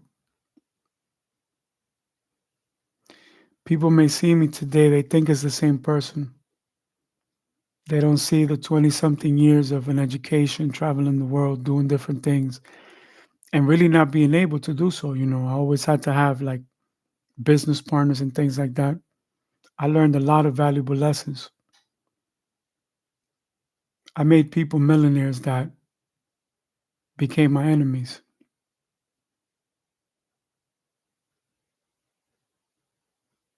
Some people became my enemies because they wanted my happiness. They were jealous of my happiness. They were jealous of how much I appreciated every little thing that God gave me. No matter how much money came in or went or invested or was multiplied, I was grateful because I knew what I had to go through to get there. And I made the best that I could have with everything that God gave me. I did everything perfectly, I did everything righteously, and it still wasn't enough because God's scorecard may be different from a person's scorecard. If a person has a heart, they're going to connect, they're going to understand. If they don't, it doesn't matter what you do. I broke Guinness World Records after records after records. You still don't know who I am. I can live with that. I'm actually proud of that because I like to live a private life in that sense, right? But regardless of those accomplishments, I was always a victim of the abuse. I was never good enough. I was always belittled, overlooked, the underdog, whatever. But that's what gave me the heart to fight, to be Rocky, right? To, be able to do what I do best. Just like these two pears, oblong shaped, that can seem like an apple, my hands lined up perfectly in the same way, you know? And, you know, it's a lot of things.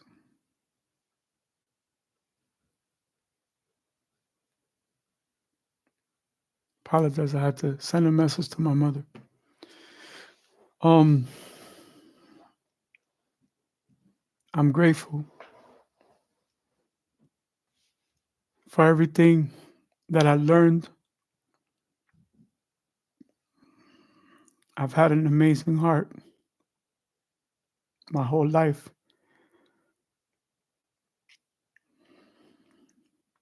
I've suffered how most people may only see in the movie.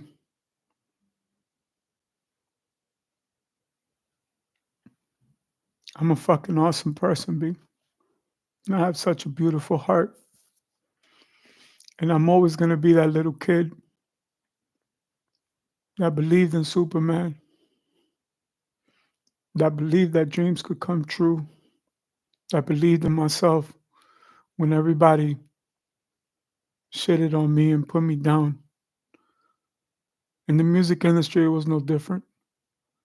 I have a catalog of over 8,000 songs, and I know it's way more than that. I'm being conservative. My catalog is priceless, yet there's things that money cannot buy. And I accept that. I understand that. I have a meeting with a venture capital firm in a few hours. They're watching this. This is who I really am. Yet, what I've suffered my whole life to get to this point doesn't come close. They could give me $30 trillion for my music today. It doesn't come close to the pain. For the first time in my career, I've negotiated from a standpoint of urgency, where my loved ones are facing challenges that I can only help them with money.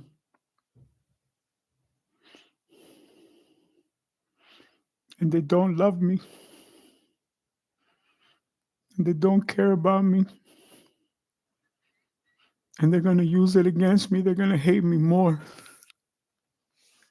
But I made a promise to God. I made a promise to my grandparents, to my elders, my great grandmother, that I will help them. So I'm forever indebted to my elders and to God.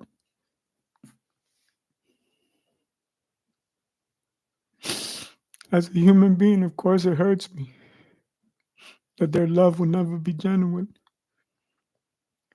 But just like the universe gives and takes away, all I had to do was step to the side and be who I am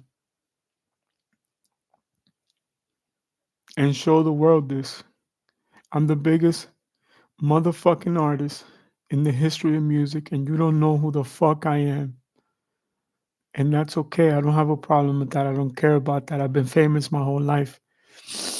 I've been in movies with fucking Tommy Lee Jones, The Brat, Mark Wahlberg, you know, fucking Matt Damon. I've done a lot of fly shit. I helped people all over the world in things that actually matter. And that's more important to me. My whole catalog is up. You could go to my page and listen to it. You want to listen to fucking 20 years of music, it's all there.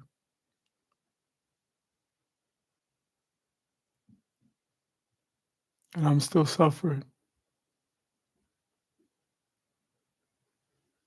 I'm still fighting for my life, for my freedom, my credentials,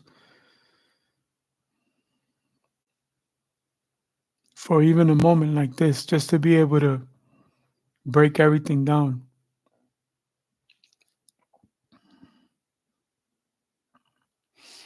I've been suffering all my life, and the suffering just gets worse.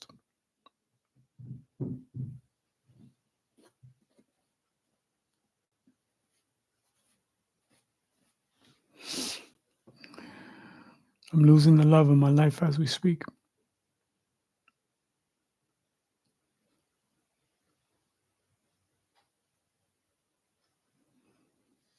Nothing else matters to me. Nothing else is important.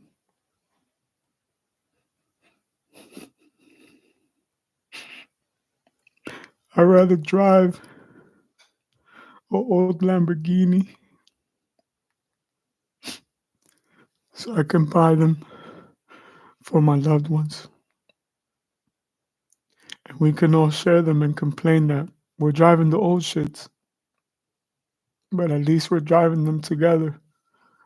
Because to me, it means more than driving the new shit by myself.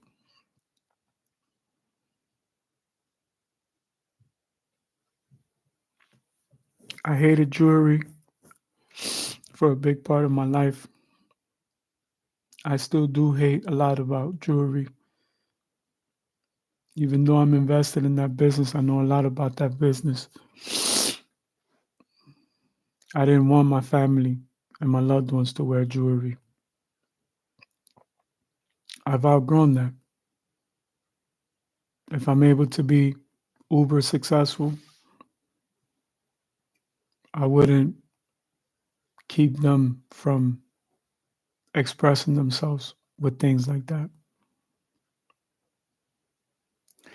I mention it not for the material part of it, but for the symbolic part of it.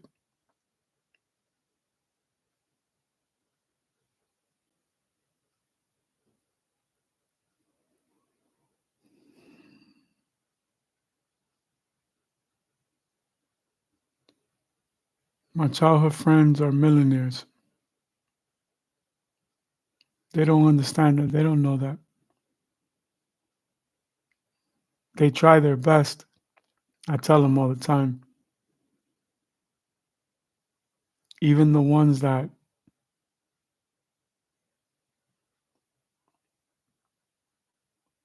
turn their backs on me in moments where I needed them the most.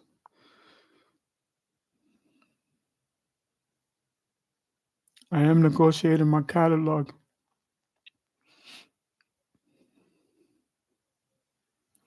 and it's going to make me a very wealthy man.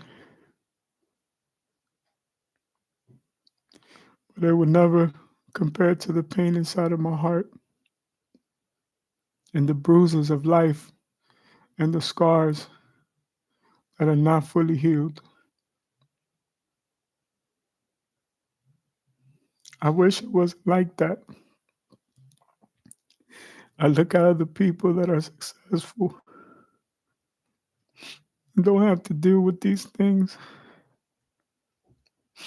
I ask God to forgive me, to help me understand why it has to be like that.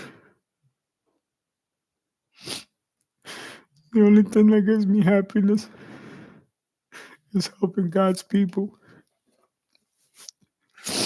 giving back to the people that are poor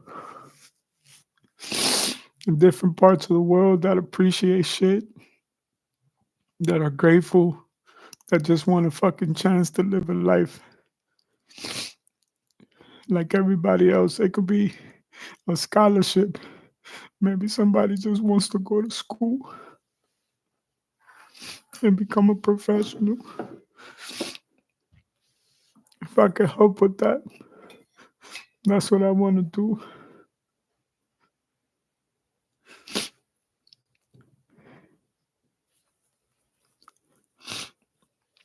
St. Jude, the Shriners, the Baby Seals, those are the programs that most of my fortune will go to help people that just need help with medicine,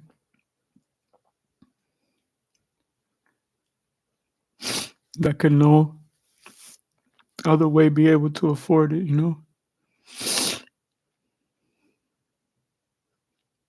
Opening schools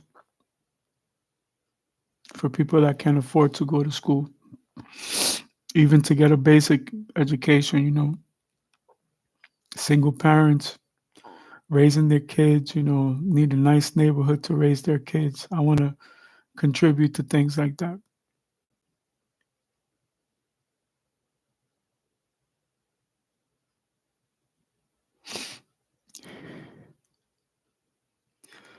I'm closer than I ever been in my life to achieving that success, what I thought my dreams would be.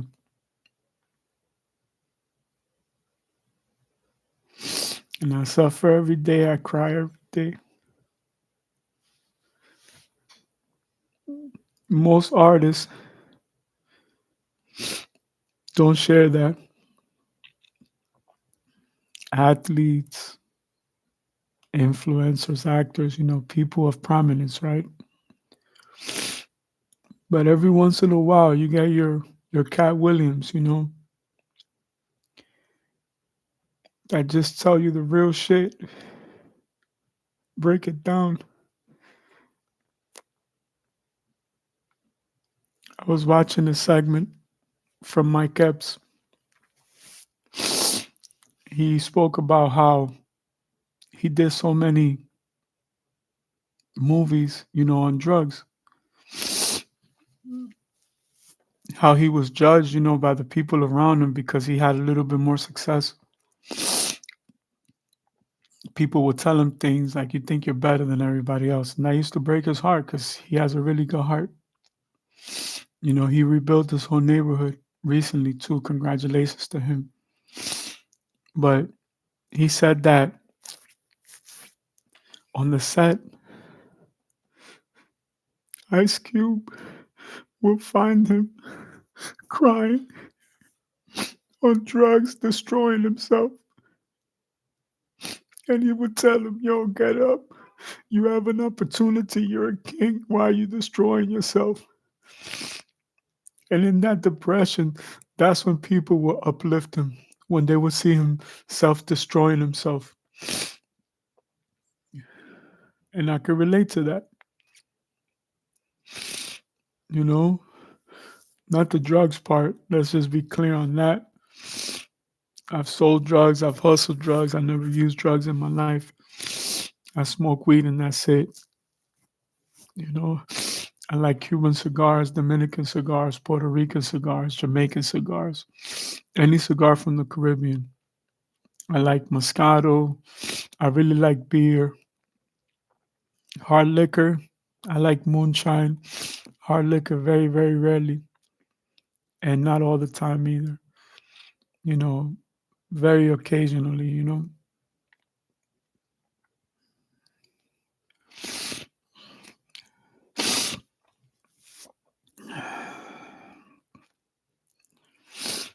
But I can relate.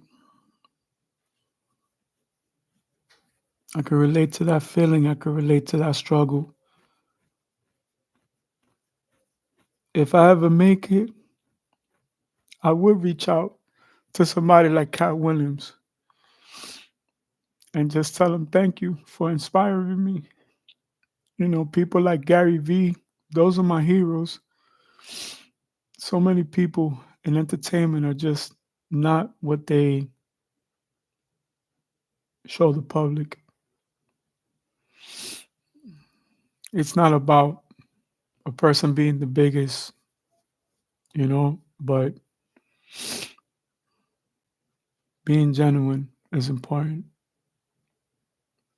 I would reach out to like Eric Thomas and just tell him thank you, for being an inspiration in my life. I'm very grateful. Definitely would want to meet Anthony Robbins one day.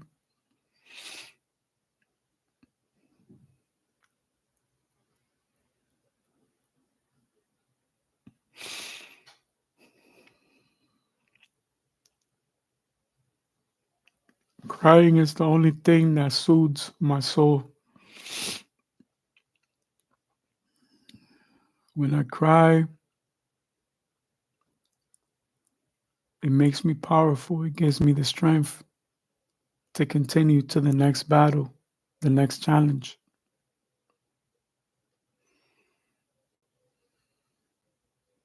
Every time that I need to cry, I will make sure that I come here to cry with all of you, to distill some of these thoughts in the hopes that it can help even one person. Doesn't make me perfect, doesn't give me any justification for any special privilege. Doesn't make me this, it doesn't make me that. I'm just human. We all need a moment of clarity. I'm not going to look at the stock market. We're not going to do today's calculus module.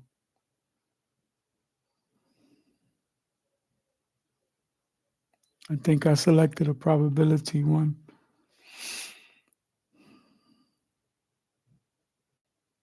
We're not going to go into, you know, the health news on Google. I think that this cappuccino that we shared together was more important.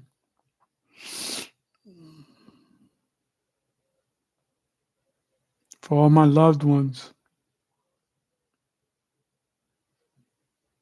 that are watching this, the doors to my heart will always be open. For my friends that found their way outside of my life, all my information is public knowledge. You're always welcome to reach out to me by letter, phone, text, email, whatever works for you. I read every single one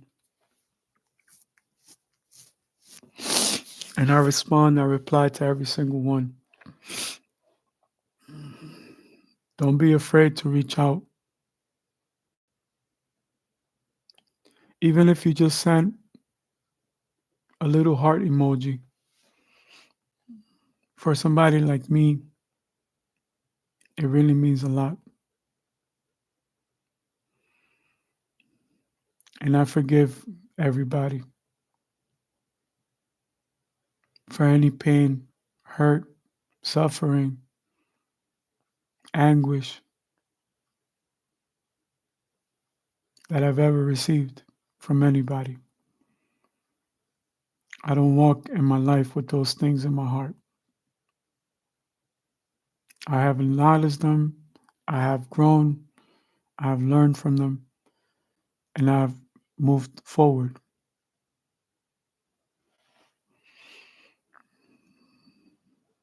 In the future, this will be the only way to connect with me. It will be through technology.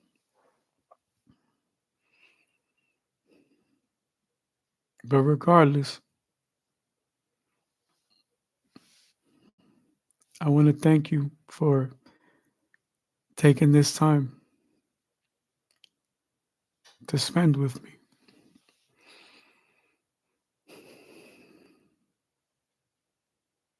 Now we all can allow some of the healing to take place.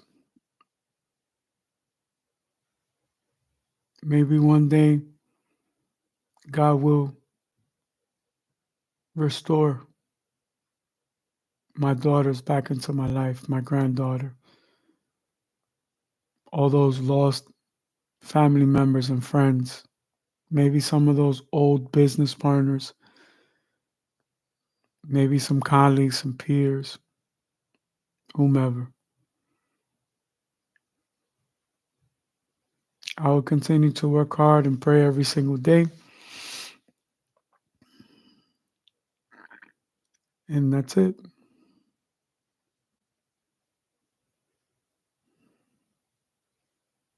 I'm grateful for the roles that you all have played in my life.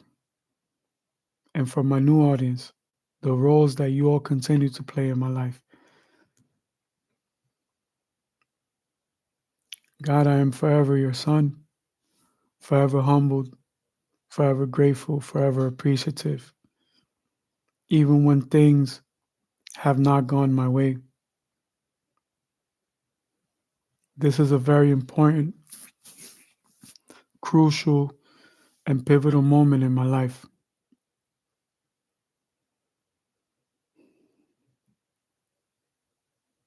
I will continue to pray.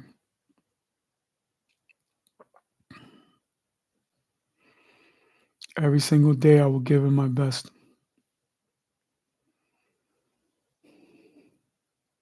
I may cancel my business meeting today. I don't know yet. I have a little bit of research to do.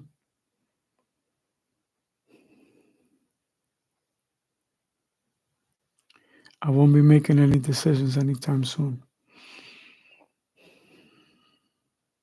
But I'm thankful for this moment of clarity.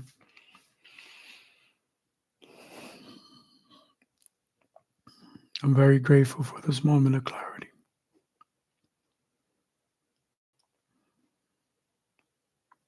I leave you all with that.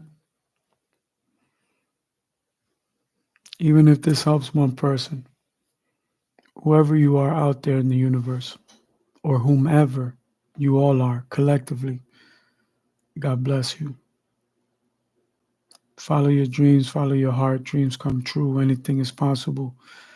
If anybody can do it, it's you. I believe in you, and I'm on your corner praying for you, even if nobody else is. Even if you just need the love of one person, I pray that I am that person and I can be that love and support for you.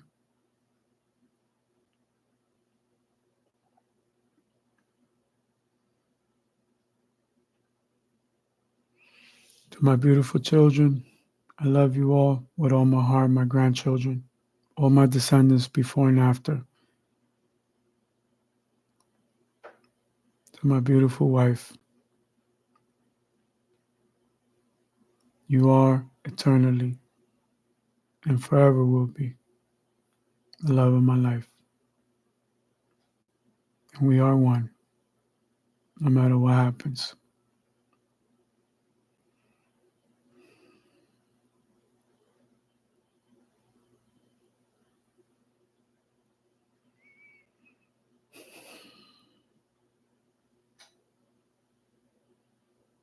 Our lives will be about life. We're going to help as many people as we can in every way, shape, or form possible. Even if that means I have to drive a Corvette for the rest of my life and no more Porsches, Ferraris, and Lamborghinis. I can live with that. I don't need $100 million mansion. You know, the one that God gives me, I'll be grateful for. I pray that my dream is big enough to where I can secure the mansions for my loved ones, the property, the real estate, the lands. You know, and that's it. That's it.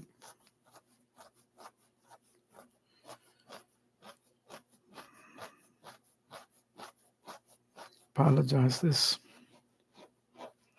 eczema is really, really bad here.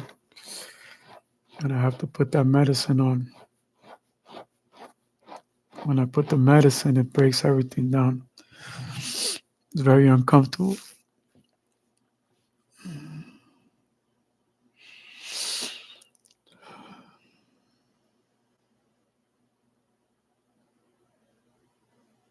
Thank you all for this moment of reflection. Thank you all for this opportunity. I truly am grateful.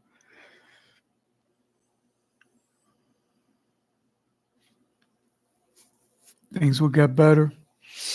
I have faith. I will continue to pray. I'm going to call my mother right now and give her her therapy every day. I do my best.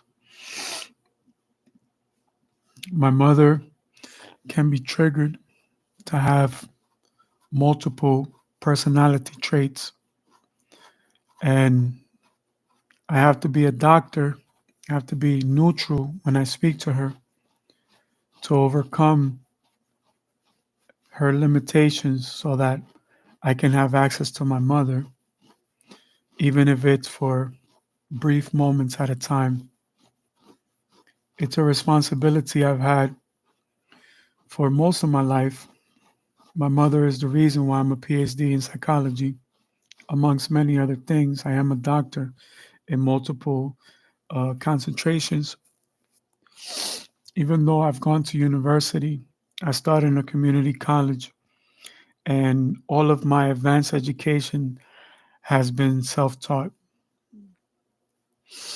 So I started following curriculums from high universities such as Pepperdine, Harvard, Yale, to name a few. And I did it all independently. I did it all online. I did it all with a library card, Wikipedia, the internet. Now I'm using ChatGPT. I'm able to teach online and things like that. And it's a good sign that many breakthroughs that I've had with some of my loved ones are growing for the greater good. I have a few of my brothers that have drug problems, alcohol problems.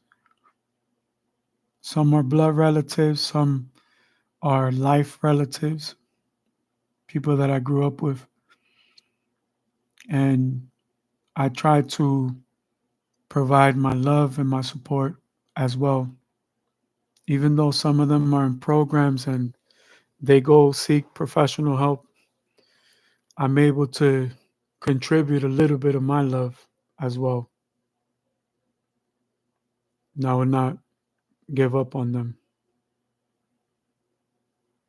A lot of them will watch this in secret. They won't speak about it publicly, but I want them to know that I love them and that I'm here for them. And even though my situation is not perfect, I can always give my love. And I've set it as a personal goal for myself to help with the best professionals money can buy as soon as I'm financially able to do that. I even thought about speaking about these new investments and these new projects that I'm working on, but I realized that my soul needed to heal, and it's important to allow that to take place on its own. So, with that being said, I want you to have an amazing day. Um, if there's one thing I can leave you with for today is the fact that dreams come true. So keep fighting. Everything's going to work out. I love you all. I respect you all. I appreciate you all. And you inspire me daily. And we'll see you soon on the next gathering of the minds. God bless.